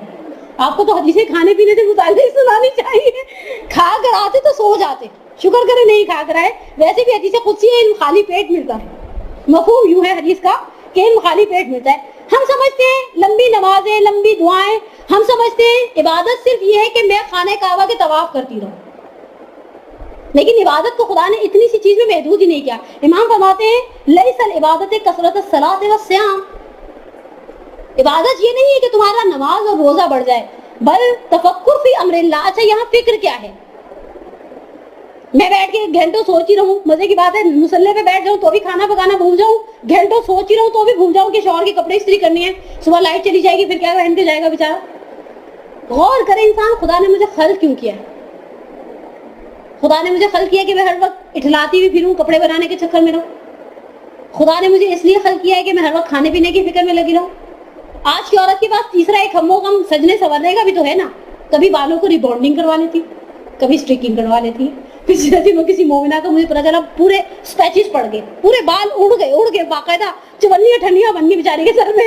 تو میں نے کہا ہوا کیا ہے, آپ کے تو اچھے خاصے بال تھے. کہنے لگی منحوس کمپنی کی چیزیں استعمال کی تھی. میں نے کہا ہوا کیا ہے؟ کہنے لگی فلاں جگہ سے بڑا نام سنا تھا وہاں سے اسٹریٹنگ کروائی. اس کے بعد جو ہے تھوڑے دنوں بعد فلانا ڈائی استعمال کیا, جہاں جہاں ڈائی لگا وہاں سے بال الوداع کہہ گئے. الوداع الوداع, خدا بھی ہمارے تمہارے درمیان. کتنا زیادہ ٹینشن ہے. سجنے سورنے کا بھی ایک عشق ہوتا ہے نا, وہ کپڑوں کے ساتھ ہی چمٹا ہوا ہوتا ہے. پہلا سوٹ بنا کے ہم تھوڑی تسلی ہو جاتی ہے. سوٹ کے ساتھ پہلی ٹینشن ہوتی ہے کانوں میں کیا لٹکائیں گے. ارے بھائی ایک مکنا پہن لو, اندر سے سر میں تیل بھی چل رہا ہوگا نا, ٹپک رہا ہوگا نا, کسی کے فرشتوں کو خبر نہیں ہوگی. کتنا حجاب نے ہمیں ٹینشن فری کر دیا. کچھ پہنا ہے, اچھا پھر یہاں پہننے پہ اکتفا نہیں. میں نے پچھلے دنوں کسی کی 9 سوراخ گنے, بالیاں پہنی ہوئی. میں نے کہا وضو میں پریشانی ہوتی. کہتی نہیں دیکھیں اسمارٹنیس بھی تو کتنی. میں باہر میں گئی ایسی اسمارٹنیس, پھٹ پڑے وہ سونا, وہ کیا ہے باہر میں جائے وہ سونا جسے پھٹ پڑے کان. اتنا پیروں کی انگلیوں میں پہنا ہوا ہے, لپ گلوزر لگائے ہوئے ہیں, آئی لائنر لگائے ہوئے ہیں, لینس لگائے ہوئے ہیں. مزے کی بات ہے مجلس میں مصاحب بہت کمال کے تھے. اس نے شہادت پڑھی, دل پھٹ رہا تھا, روز نہیں سکتی. جتنا آئی لائنر ہے وہ سارے کا سارا پھیل جائے گا. یوں رکھا میں نزاکت سے ٹیشو, مولا میں قربان ہوں گھر جا کے رو لوں گی. ابھی نہیں رو سکتی, رونے کی اجازت ہی نہیں دیتا یہ میک اپ ہمیں. کتنے عشق ہے ہمارے پاس زندگی میں. یہاں سے کچھ عرصے بعد آپ دیکھیے خواتین یہاں سے یہاں جا رہی ہے. ایک کسی سے آپ پوچھیں نماز پڑھی, ہاں تسبیح پڑھی تو ظاہر ہے کہ نہیں, ٹائم ہی نہیں تھا, جلدی تھی. کبھی بیوٹی پارلر کے بعد بیوٹی پارلر میں ایسی افراتفری نہیں پڑتی. ایک آئیبرو بنوا کے دوسری کو چھوڑ کے آتی, جلدی تھی, گھر جانا ہے, گیس چلی جائے گی, روٹیاں پکانی ہے. سارے کا سارا ہمارا جتنا زور ہے نا وہ عبادتوں پر ٹوٹتا ہے. تفکر, پروردگار تو نے مجھے کیوں پیدا کیا. میں اور آپ سوچیں میرے اور آپ کے پاس مقصد حیات کیا ہے. اچھا ایک عورت یہ سمجھتی ہے کہ اس کے پاس مقصد حیات یہ ہے کہ وہ بچے پیدا کرے. مزے کی بات ہے اس کام میں شاید بلی اور بکری ہم سے زیادہ تیز ہے. ہم تو ایک کرتے ہوئے ایٹ اے ٹائم ڈھیر سارے بچے پیدا کرتی ہیں. یعنی صرف پاپولیشن انکریز کرنا ایک عورت کا مقصد ہے. صرف اچھا کھانا پکانا ایک عورت کا. اولاد کو کھانے پینے کی عادت ڈال دینا بہت آسان ہے, شکر گزار بنانا بہت مشکل. یعنی حقیقتاً امام سجاد جب دسترخوان پر بیٹھا کرتے تھے تو امام عالی مقام کہا کرتے تھے پہلے گھر کے افراد سے میں دعا مانگتا ہوں, تم سب آمین کہو. اور جب گھر کے سب افراد دستی دعا کو بلند کر لیتے تھے تو امام فرماتے تھے پروردگارہ تیرا شکر, تو نے ہمیں یہ نعمتیں دی اور اپنے فضل سے انہیں عنایت کر جو ان نعمتوں سے محروم ہیں. یعنی ہمیں اپنے بچوں کو اچھا کھانے, یعنی ہم بعض کو فخر سے کہتے ہیں کہ میرے بچوں کو کھانے پینے میں ٹیسٹ بہت ہے, اور بیچارے میرے بچے مظلوم. مثلا ہم سب کے بچوں کو کھانے پینے میں ٹیسٹ بہت اچھا ہے, ہم نے انہیں کھانے پینے والا بنا دیا. ہم انہیں شکر گزار نہیں بنا پائے، حالانکہ ہمارے سامنے روایت تھی کہ مولا فرماتے ہیں خدایا میں نے تجھ سے خوش قامت بچے طلب نہیں کیے، میں نے تجھ سے عبادت گزار بچوں کو طلب کیا. جب میرے سامنے وہ تیری عبادت کر میری آنکھوں میں ٹھنڈک پڑے. خدایا میں سوچوں بیٹھ کر کہ پروردگارا تفکر کا مقصد، تفکر، تدبر، تعقل، 3 مشکل لفظ ہو گئے. تفکر، تدبر، تعقل، فکر کرنا، تدبیر کرنا. میں اس تک کیسے پہنچ سکتی ہوں؟ مثال کے طور پہ آپ نے دیکھا ہوگا جن خواتین کو سلائی میں مہارت ہے، ایک بہت ہی نارمل سی مزے کی بات ہے، مجھے تو ایک بنیان بھی نہیں آتی میں کس منہ سے ایسی خواتین کی مثال دوں، لیکن حقیقتاً جن خواتین کو میں نے اپنی فیملی میں دیکھا جنہیں سلائی میں مہارت ہوتی ہے، آپ انہیں کوئی پرانا دوپٹہ دے دیں جو جل گیا ہو، اس میں سے آپ کو قمیض نکال کے دے دیں، دماغ لڑاتی ہیں، آڑا کریں گی، سیدھا کریں گی، چھوٹا کریں گی، بڑا کریں گی، گھر کی بچیوں کو لائن میں کھڑا کر دیں گی، اس کے سائز کا نہیں بن سکتا، ہٹو، اس کے سائز کا بن سکتا ہے، اسے کھڑا کر دو. یعنی انسان کے پاس تدبر ہے، تدبیر کرتا ہے، پلان کرتا ہے. فرض کریں کبھی رات کو تھوڑی تھوڑی مٹھی دال ہو نا، ایک گھریلو مثال دو، خواتین خانہ دار موسٹلی بیٹھی ہیں اور اتنی سی دال ہے، اتنی سی دال سے کچھ بنے گا، مکس دال پکا لی، متنجن بنا لیا، تھوڑی سبزیاں، مکس سبزیاں بنا لی. ہم اپنا دماغ لڑاتے ہیں اور پھر ہم ایک کامیاب گھریلو خاتون کہلاتے ہیں. بہت معذرت، ہم نے دین کے لیے دماغ لڑایا، دین کے لیے دماغ لڑاتے ہیں. مثلا میں سوچوں میرے اندر غیبت کرنے کی حد سے زیادہ عادت، میں اس سے کیسے جان چھڑا سکتی ہوں؟ کبھی کبھی آپ نے دیکھا ہوگا یہ جو مثال ہے نا، یہ بڑی پرفیکٹ قسم کی مثال ہے. گھر میں جب شادیاں آتی ہیں نا بھائیوں کی، بہنوں کی، اور جو بیچاری ذرا سی فروہی مائل خواتین ہوتی ہیں وہ فکر میں پڑ جاتی. میں تو ساڑی پہنی تھی اپنی شادی والی، تو گھر کے باقی دبی ہنسی ہنستے ہیں، جن کے اندر ضرورت ہوتی ہے کہتی ہے ساڑی میں تو پوری یاد ہوگی، بلاؤز کیسے پہنو گی. میں آج سے ڈائٹنگ شروع کرنے لگی، صبح گرم پانی کے اندر شہد ڈال کر پیا جا رہا ہے. کیوں؟ اس لیے کہ وزن کم کرنا ہے. اس کے اندر لیمو کے قطرے نچوڑے جا رہے ہیں، کیوں؟ وزن کم کرنا ہے. کچے دودھ کے اندر بادام پیس کر منہ پر لیپے جا رہے ہیں جا کے چہرہ تر و تازہ رہے. بھائی کی شادی مذاق تھوڑی ہے، بیٹے کی شادی مذاق تھوڑی، اور اپنی شادی ہو تو نور نور. روئے خدایا، ناخن اتنے بڑے بڑے کر لیتی ہیں جیسے میاں کو بیٹھ کے ناخن مارتی رہے گی. دیکھو میں نے کتنے مہارت سے ناخن بڑھائے ہیں. پیڈی کیور کروا رہی ہے، پتہ نہیں کیا کیا کروا رہی ہیں. ہم اگر کسی مقصد تک پہنچنا چاہتے ہیں نا تو اس کے لیے جدوجہد کرنا شروع کر دیتے ہیں، ٹھان لیتے ہیں، دبلے ہو جاتے ہیں، رنگ گورے کر لیتے ہیں، بال لمبے کر لیتے ہیں. ناخن میں رات میں لہسن لے کے بیٹھی ہیں، یہ کیا کر رہی ہو؟ اس سے ناخن نہیں ٹوٹتے، ناخنوں کو کیلشیم ملتی ہے، پتہ نہیں کیا کیا ملتا ہے. سب کام کرتے ہیں. دین کے اعتبار سے ہمارا تدبر، تدبیر ہم کریں. ہم کسی ایسی جگہ پر ہی نہ جائیں، ترک گناہ کے 40 طریقے میں، ڈاکٹر عابد صاحب کی کتاب. ایسی محفل میں نہ جائیں جہاں جا کے پتہ ہے گناہ کر دیں گے. ہمیں پتہ ہے ہم کہاں جاتے ہیں اور کہاں ہمارے سے اپنی زبان پہ کنٹرول ہی نہیں ہو پاتا. سوچتے ہیں 100 دفعہ سوچتے ہیں، نہیں بس انہوں نے ایک کہی ہم نے 10 سنا دی. ہم عنوان بصری تھوڑی ہے. عنوان سے امام صادق نے کہا تھا نا کہ عنوان تمہیں معاشرے میں ایسے بہت سارے افراد ملیں گے جو کہیں گے ایک کہو گے 10 سنو گے، تم کہنا تم 10 کہہ لو، ایک بھی نہیں سنو گے. ایسے ہیں ہم کہتے ہیں کسی کی ماں بہن سے کم ہے، اس نے ایک سنا ہے تو سنائیں گا، جائے کہاں کوئی کہہ کر. ہم اس کا حساب صاف کر کے اس کے ہاتھ پہ رکھتے ہیں. تدبر، تعقل، غور کریں کہ پروردگارہ تو نے مجھے زندگی بھیجا. اچھا مزے کی بات ہے، میکسیمم کتنی زندگی تھی اس زندگی کے اندر جس کے اندر ہمیں ایک مقصد طے کرنا ہے؟ کتنی زندگی ہے؟ ایوریج ایج 60 to 65 ہے. ٹھیک ہے، ایک پرفیکٹ فگر تو آپ کو کوئی ڈاکٹر ہی دے سکتا ہے. اور زدن 60 سے 65 سال کی. اگر ہم روزانہ 8 گھنٹے سوتے ہیں تو 20 سال ہم نے سونے میں گزار دی. بہت پرفیکٹ قسم کا کیلکولیشن ہے. 60 سال کی اوسط زندگی میں سے 20 سال میں نے سونے میں گزار دیے.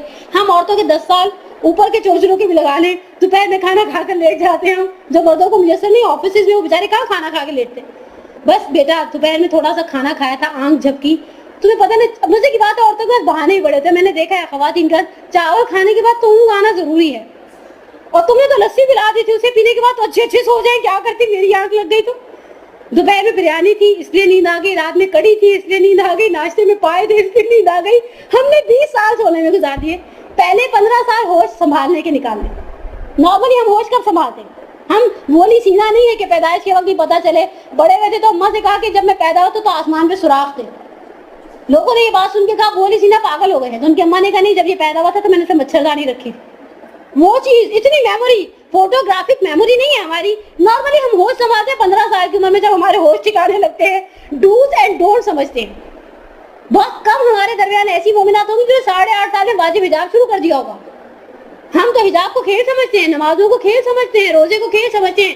15 سال آپ ہوش سنبھالنے کے نکال دیں، 20 سال آپ سونے کے نکال دیں، باقی تو ہمارے پاس ٹیلی فون پہ باتیں کرنے کے لیے تو کتنا ٹائم ہے.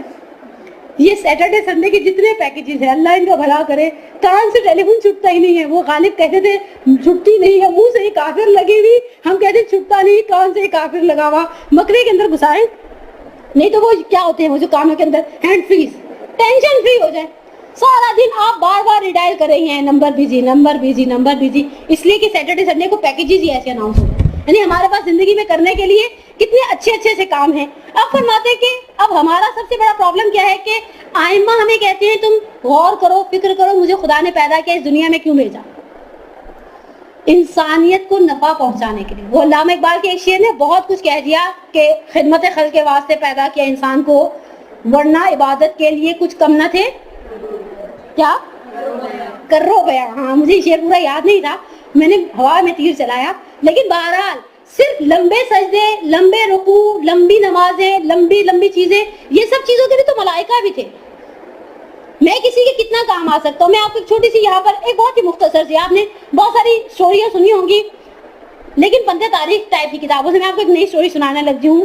میں نے ایک کہانی پڑھی, اس کہانی کا ٹائٹل تھا دوسرا کتا. اب دیکھیں کتے کا لفظ اتنا نامناسب سا ہے, بولنے میں ڈر لگتا ہے, بعد میں پتھر بھی پڑ سکتے ہیں. کہتے ہیں کہ کہانی یہاں سے شروع ہوتی ہے کہ حاجی صاحب نے آخری عمر میں فیکٹری لگا لی. ابھی حاجی صاحب ایک کردار ہے اسٹوری کے, 24 گھنٹے فیکٹری میں رہنے لگے. وہ 16 سے 18 گھنٹے کام کرتے تھے. جب تھک جاتے تھے تو فیکٹری کے ساتھ ایک چھوٹا سا گیسٹ ہاؤس تھا, وہاں پر چلے جاتے تھے. یہ تبدیلی ان کے لیے, ان کے اطراف کے لوگوں کے لیے بہت زیادہ حیران کن تھی.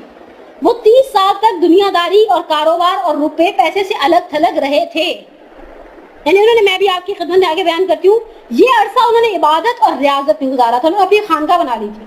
جیسے ہوتا نا وہ پیر صاحب نے کہا کسی سے بیٹا بچہ منت مانو, اس نے کہا مجھے واپس انمیرڈ کر دو. پیر صاحب نے کہا منت ماننے کا کہا تھا, جنت ماننے کا نہیں کہا تھا, اس لیے چپ رہو. لیکن انہوں نے اللہ تعالیٰ نے اسے اس ریاضت کا بہت خوبصورت صلہ دیا. وہ اندر سے روشن ہو گئے تھے. جو خالصتاً خدا کی عبادت کرتا ہے نا, خدا اس کے اندر کھول دیتا ہے. رجب علی خیاط تو بہت بڑی چیز تھے. آپ کو ہمارے معاشرے میں بہت ساری ایسی مثالیں ہیں, خدا ان کے لیے راستوں کو کھول دیتا ہے. سن شیخ مرزا مطہری سخن میں کہتے ہیں تقویٰ کا ایک بڑا پلس پوائنٹ یہ ہے کہ خدا تمہارے سامنے فرقان کو پیدا کر دیتا ہے. تم وہ دیکھتے ہو جو دنیا نہیں دیکھتی. تم اپنی وظیفے کو, اپنی ذمہ داری کو سمجھو. آپ سوچیں میں اور آپ سید الشہداء کے جانے والے 8 ذی الحجہ کو امام حسین چھوڑ کر گئے ہیں کہاں, جہاں ساری دنیا سے حاجی پہنچ رہے ہیں. ذمہ داری کو سمجھے. ایک وقت میری ذمہ داری, میں نے آگے نقویان کا ایک درس پڑھا, ایک آرٹیکل پڑھا, اس میں انہوں نے بہت اچھی بات کہی. کہا ایک مومنہ کا شوہر بیمار ہے, شب قدر ہے. اس مومنہ کی ذمہ داری یہ نہیں کہ وہاں جا کے قرآن کو سر پہ رکھے گئے ویکا یا اللہ ویکا یا اللہ. اس کی ذمہ داری ہے کہ اس کی تیمارداری کرے. ایک ٹریفک سارجنٹ ہے, اس کی ذمہ داری ہے کہ وہ سگنل پہ کھڑا ہو ٹریفک کو کنٹرول کرے. ایک سیکورٹی کا اسکاؤٹ ہے, اس کی ذمہ داری ہے کہ وہ سیکورٹی کو ہینڈل کرے.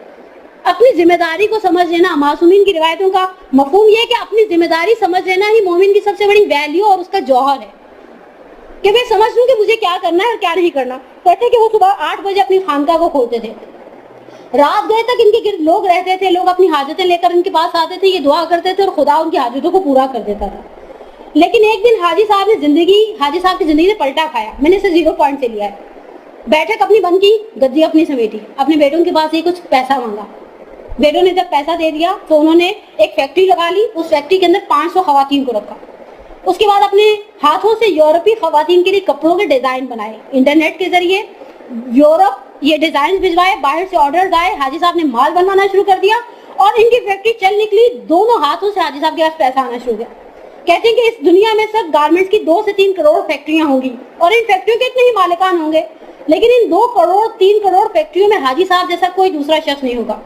پوری دنیا کے لوگ بڑھاپے تک کاروبار کرتے ہیں اور بعد ازاں پیسے سے تائے ہو کر اللہ اللہ کرتے ہیں. مزے کی بات ہے وہ اللہ اللہ بھی بڑی مزیدار ہوتی ہے. ساری زندگی انسان صحت گنوا کر پیسہ حاصل کرتا ہے, آخر میں پیسہ دے کر صحت لینا چاہتا ہے. مولا کی روایت کا مفہوم ہے حقیقتاً. یعنی ابھی بعض خواتین جو ورکنگ وومنز ہوتی ہیں شوہر کے ساتھ شانہ بشانہ کام کرتی ہے, ایک اپنا گھر بنا لے. آپ کو پتا ہے 30 سال بعد گھر اپنا مالک بدل لیتا ہے.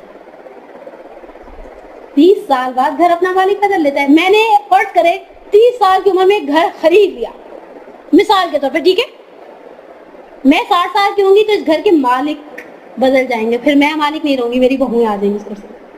میں نے اپنی زندگی کو ایک کر دیا, نیند خوب سب کرتے ہیں. میں سے مراد میں کیا کروں بھائی, میں اب آپ کو کہوں گی تو آپ کو پتہ لگ جائے گا, لیکن کرتے ہیں لوگ, دن رات ایک کرتے ہیں. نتیجہ کیا نکلتا ہے, बड़े प्यार से वो उन्हें आगे घर से निकाल भी देते, बड़े प्यार से वो शौहर साहब दूसरी शादी भी कर लेते, बहुत प्यार से बेटियां दामाद की बातों में आकर कहती थी अम्मी जिंदगी में हिस्सा कर जाए, मरने का इंतजार करते। ये औलाद माँ बाप के मरने का इंतजार करती, खुदा उस वक्त से वाकई बचा के रखे। कहा कि लेकिन हाजी साहब ने इन सब से उलट किया।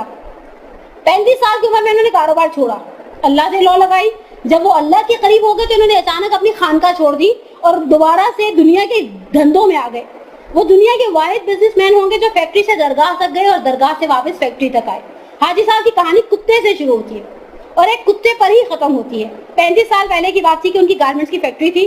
हाजी साहब सुबह सुबह फैक्ट्री में जाते और रात देर तक काम करते रहते, जैसे आज का मर्द बेचारा जुटा हुआ है, 2 जमा 2 4 नहीं, 2 जमा 2 22 बनाने के चक्कर में। एक दिन वो फैक्ट्री में पहुंचे तो उन्होंने देखा एक दरमियानी कदो कामत के कुत्ता है जिसका पैर साइड का जबड़ा बहुत बुरे तरीके से एक्सीडेंटल केस वाला जख्मी है और वो अपने आप को घसीट घसीट के इनकी फैक्ट्री के अंदर दाखिल कर रहा है, गोदाम में दाखिल हो रहा है। हाजी साहब ने गौर किया तो इन्हें एहसास हुआ कि कुत्ता बहुत शदीद जख्मी है, उसका शायद किसी गाड़ी के साथ एक्सीडेंट हो गया और उसकी 3 टांगें टूट चुकी हैं और वो बाकी 3 टांगों को घसीट कर और एक टांग के बलबोते पर इनके गोदाम में दाखिल हो रहा है। हाजी साहब को बड़ा रहम आया, इन्होंने सोचा मैं कुत्ते के जानवरों के किसी डॉक्टर को फोन करता हूँ और इसका इलाज करवाता हूँ और जब कुत्ता ठीक हो जाएगा तो उसे गली में छोड़ देंगे। हाजी साहब डॉक्टर से राब्ता करने के लिए फोन उठाया, नंबर डायल करने से पहले उन्हें ख्याल आया कि और उन्होंने फोन रख दिया, ख्याल ये आया कि कुत्ते की 3 टांगें टूट चुकी हैं, इसका जबड़ा जख्मी है, पेट पर भी जख्म का निशान है, लिहाजा कुत्ता रोटी रोजी का बंदोबस्त नहीं कर सकता। हाजी साहब ने सोचा कि अब देखता हूँ कुदरत क्या करती है, रोजी रसान कौन है? अल्लाह। कहते हैं हम मानते शौहरों को है, बाप को है, भाइयों को है, बेटों को है। मजे की बात है जब यही बंद करने पर आ जाए। ईदी होम्स में जाकर कभी ज़रूर देखिएगा, कभी ज़िंदगी में टाइम मिले और आपको ज़हरा याद रहे तो ज़रूर जाके देखिएगा। बहुत सारी औरतें हैं, 4-4 बेटे हैं, 5-5 बेटे हैं, शौहर हैं, भाई हैं, करोड़पति हैं। मैं बात को पर्सनली जानती हूँ। पिछले दिनों किसी मोमिना ने मुझे बताया कहा गोदाम में जगह ढूंढ रही हैं, भाई करोड़पति हैं, बहन को सिर्फ 3 महीने के लिए अपने घर का एक गैरेज देने पे तैयार नहीं है जहाँ फॉक्सी पड़ी हुई है पुराने मॉडल की, और बेटा चाहता है उस फॉक्सी को म्यूजियम में भेजे, लेकिन उस घर में फूफी के लिए इतनी जगह नहीं कि वो 3 महीने अपनी 6 बेटियों के साथ वहां जाके रह सके। और ऐसी कहानियों से हमारा मुआशरा लबालब भरा हुआ है। कोई नहीं आपके लिए भी नहीं होंगी और मेरे लिए भी नहीं होंगी। कुदरत रोटी की रोजी का इंतजाम कैसे करते उसने वादा किया ना। हाजी साहब ने मुशाहिदे का फैसला किया, आराम से बैठ गए, सोचा मैं इसका वली नहीं, उसका वली अल्लाह है, इसका सरपरस्त अल्लाह है। मजे की बात है वो सारा दिन कुत्ता बेहोश गोदाम में पड़ा रहा। शाम को जब अंधेरा फैलने लगा तो हाजी साहब ने देखा कि इनके गोदाम के दरवाजे के नीचे से एक और कुत्ता गोदाम में दाखिल हो रहा है। उसके मुंह में लंबी सी एक बोटी है, वो छुपता छुपाता जख्मी कुत्ते तक पहुंचा। उसने जख्मी कुत्ते को पाँव से जगाया और बोटी जख्मी कुत्ते के मुंह में दे दी। मजे की बात है सिर्फ बोटी को वापस उगल दिया, उसका जबड़ा जख्मी था ना। इस आने वाले कुत्ते ने अपने मुंह से इसको चबाया, बाइट कर करके, जैसे माँ ने बच्चे को खिलाती नरम करके, कुछ करके इस तरह से खिलाया। जब उसने बोटी निकल ली उसके बाद कुत्ता बाहर आया, उसने तो गोदाम के हौज में अपनी दुम डाली, दुम को गीला करके इस कुत्ते के मुंह में रख दिया, उसी से शक किया, वापिस गया, आता रहा हत्ता ये कि कुत्ता शेर हो गया। हाजी साहब ये मंजर देखते रहे, कुछ दिन तक इन्होंने मुसलसल देखा, हत्ता ये कि कुत्ता नंबर A जख्मों से सेहतयाब हो गया और कुत्ता नंबर B के पीछे उठा और उठकर चला गया और दोनों अपने अपने ठिकाने पर चले गए। हाजी साहब एक मरतबा दरगाह में अपनी खानगाह में ये कहानी सुना रहे थे और कहा कि मैंने सोचा कुदरत उस कुत्ते को रोटी दे रही है, मुझे भी देगी, कुदरत उस कुत्ते को रोजी दे रही है, बस मुझे भी देगी। ये जुमला कहा तो उन्होंने कहा कि बस मैंने भी इस हकीकत को पा लिया कि रोजी देना अल्लाह का काम है। मैंने फैक्ट्री को बंद किया और आकर जहां दरगाह को सजा ली। कोई दिन ऐसा नहीं जिस दिन मेरे लिए लोग खाना ना लाते। ऐसे लोगों तो खैर मनो सलवा जाते हैं, खाना खा जाते हैं, घर वाले दाल खाते हैं, उनको मुर्गियां जाती है। कहा कि हाजी साहब यहाँ पर कहने लगे कि मैंने तवक्कुल की हकीकत को पा लिया, सारा कुछ करते रहे, दुआएं पढ़ते रहे, खुदा ने दुआओं में कबूलियत भी दे दी। हत्ता वो हाजी साहब की बजाय सूफी बाबा के नाम से मशहूर हो गए और लोग इनके कदमों की मिट्टी उठाने लगे। लेकिन इसी दौरान एक और वाक़या पेश आया। जब वो सूफी साहब से वापस हाजी साहब हो गए, वो एक सर्दियों की नीम गर्म दोपहर थी। सूफी साहब की बैठक लोगों दर्जनों क़ीदतमंदों से भरी हुई थी। सूफी साहब इनके साथ रूहानियत के असरार और रुमूज को डिस्कस कर रहे थे। इसी बातों बातों में उन्होंने जख्मी कुत्ते का दूसरे कुत्ते की कहानी सुना दी। जैसी कहानी सुनाई ना और कहा कि हम कितने रिस्क इंसान का पीछा करते हैं, हम कितने बेवकूफ हैं कि रिस्क का पीछा करते हैं। अगर इंसान के अंदर तवक्कुल जिंदा हो जाए तो इसका रिस्क जरूर इस तक पहुंचता है। बिल्कुल उस कुत्ते की तरह जो जख्मी था, दुनियादारी को तर्क किया, मैं अल्लाह की राह में निकल आया और आज मैं आपके सामने बैठा हुआ हूँ। इन 30 सालों में कभी ऐसा नहीं हुआ कि खुदा ने मुझे किसी वसीले से रिस्क ना भेजा हो, कभी ऐसा नहीं हुआ मैं रात को भूखा सोया हूँ। میں ہمیشہ اس زخمی کتے کو تھینک یو کہتا ہوں جس نے مجھے توکل سکھایا. صوفی بابا کی محفل میں ایک پروفیسر صاحب بیٹھے ہوئے تھے MP3 کا ہینڈ فری لگا کر, اور انہوں نے بڑے اچھے سوٹیڈ بوٹیڈ ٹائپ کے کپڑے پہنے ہوئے تھے. انہوں نے اپنے ہینڈ فریز نکالے اور کہا کہ صوفی صاحب آپ نے بہت غلط کیا, آپ نے پہلے کتے سے توکل سیکھ لیا, دوسرے کتے سے ایثار نہیں سیکھا.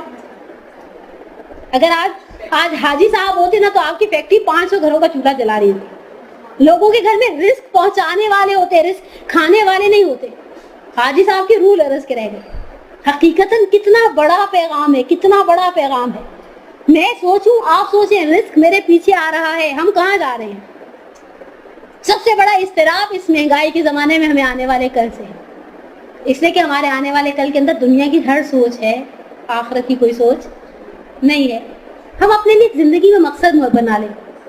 اچھا مزے کی بات ہے, میں جب اس طرح کی بات کرتی ہوں تو کبھی کبھی مجھے پچھلے دنوں کسی بچی نے کہا بھی مدرسے میں, کہا زہرا آنٹی ہم فزکس میتھس بایو سب پڑھ کے چھوڑنا, توجہ مسائل پڑھنا شروع کر دیں. میں نے کہا نہیں, اگر آپ فزکس میتھس, اصل میں نوکری بھی کرتی ہوں کہیں, میرا مقصد صرف اور صرف اللہ کو خوش کرنا, اللہ کو خوش کرنا.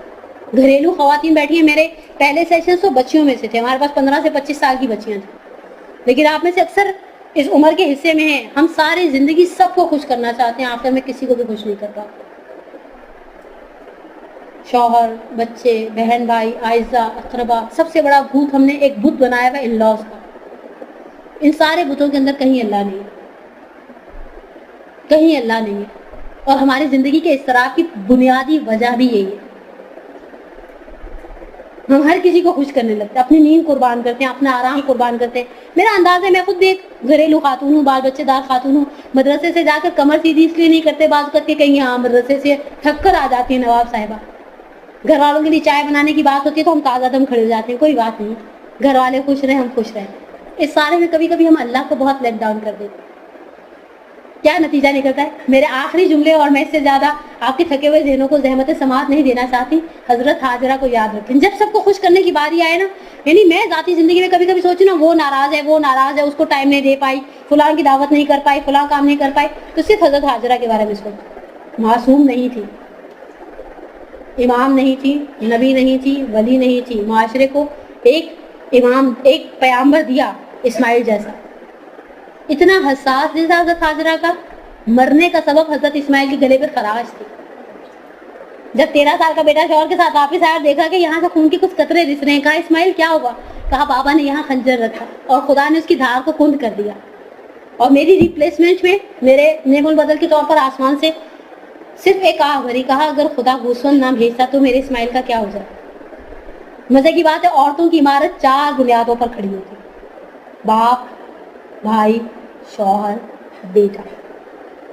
میں نے کتاب پڑھی تھی, میں کتاب کے رائٹر کا نام کنٹروورشل ہونے کی وجہ سے نہیں لینا چاہتی, لیکن کہتے ہیں حضرت حاجرہ صرف ڈی گریڈ نہیں تھی, بہت زیادہ ڈی گریڈ تھی اس معاشرے میں.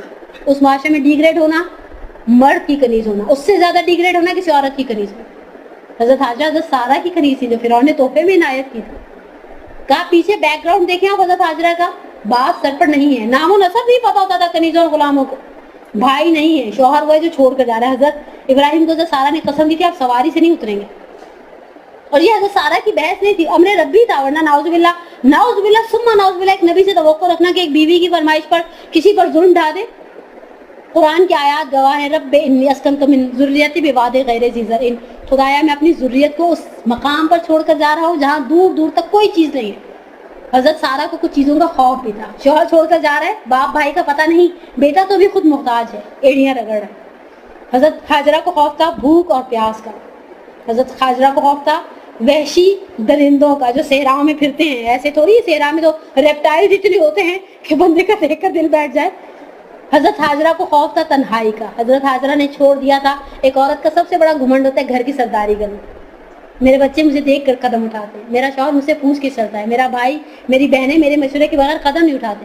حضرت حاجرہ سے 4 نعمتیں چھٹی تھی, خدا نے کیا نہیں دیا, صرف ایک جملے کے بدلے, صرف ایک چیز. حضرت ابراہیم کی لگام کو تھام دیا تھا, بچے کے ساتھ زمین پر بیٹھ گئی تھی, حضرت ابراہیم گھوڑے پر سوار تھے, حضرت ابراہیم گھوڑے کا رخ موڑا تو گھوڑے کی لگام کو ہاتھ ڈال کر کہا کہ وانی کہاں, کہا زمین امر ربی, یہ میرے رب کا حکم ہے.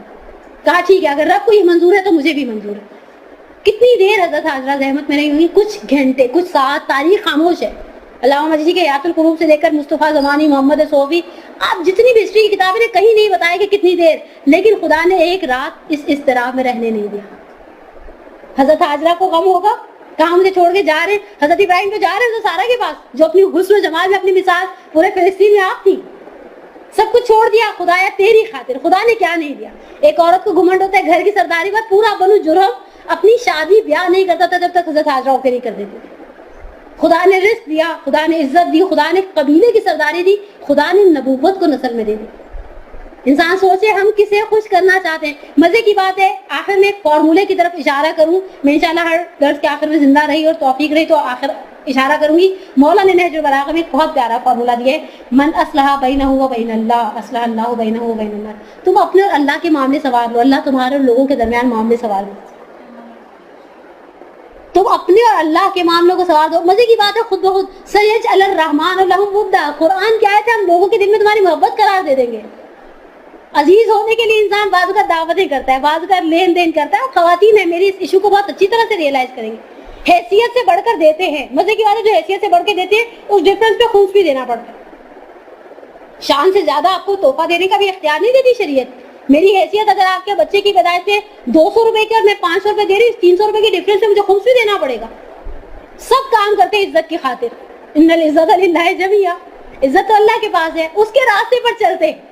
مثال کے طور پہ 200 روپے ہی آپ کے بچے کو عنایت کرتی، 300 روپے اللہ کے نام پر دے دیتی نا، اتنی خدا عزت دیتا کہ لوگ حیران رہ جاتے۔ حضرت حاجرہ کی عزت کے لیے اتنا ہی کافی ہے کہ ہمارے ایک استاد نے یہ جملے کہے تھے، کہا کہ ائمہ، انبیاء، اولیاء، صلحاء، شہداء، علماء، ہر حاجی جب بیت اللہ الحرام کا طواف کرتا ہے تو سیمی سرکل کا طواف بھی کرتا ہے، جس سیمی سرکل کے اندر 70 نبیوں کے ساتھ ایک سیاہ فام عورت دفن ہے۔ خدا نے کہاں پہنچا دیا حضرت حاجرہ کو؟ یہ عزت اللہ کے اختیار میں ہے۔ پرسکون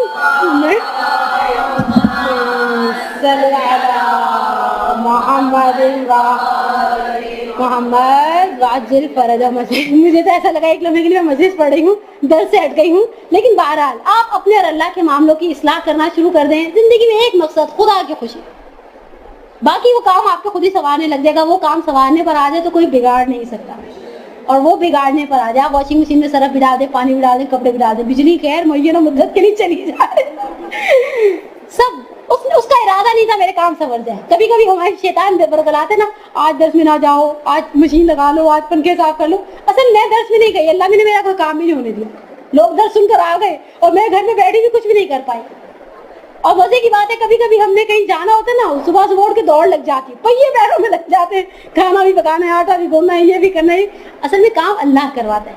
سید حسن نے اب تک ہی نہیں کہا تھا، آپ سوچے خادم سے بہتر تھی یہ تصویر، خادم سے بہتر تھی جب یہ زہرا کو دے دی۔ ہم بھی سوچیں، پریکٹیکلی اپلائی کر کے دیکھیں، انشاءاللہ اللہ پروردگار ہم سب کا مددگار ہو۔ اگر کسی کا کوئی سوال ہو تو 1 منٹ۔ سوال نہ ہونے کی 2 بڑی وجوہات ہوتی ہیں، ایک تو یہ کہ آپ سو رہے تھے کھلی آنکھوں سے، اور دوسرا نہیں کہ نیند تو گھر جا کے بھی پوری کی جا سکتی ہے۔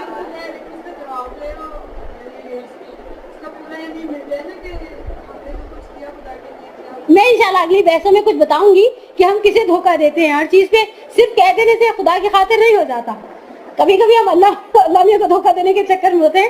قرآن کہتے ہیں یخادعون اللہ والذین آمنوا وما یخدعون الا انفسهم، اللہ کو دھوکہ دیتے ہیں، صاحبان ایمان کو دھوکہ دیتے ہیں، اصل میں ہم اپنے نفس کو دھوکہ دیتے ہیں۔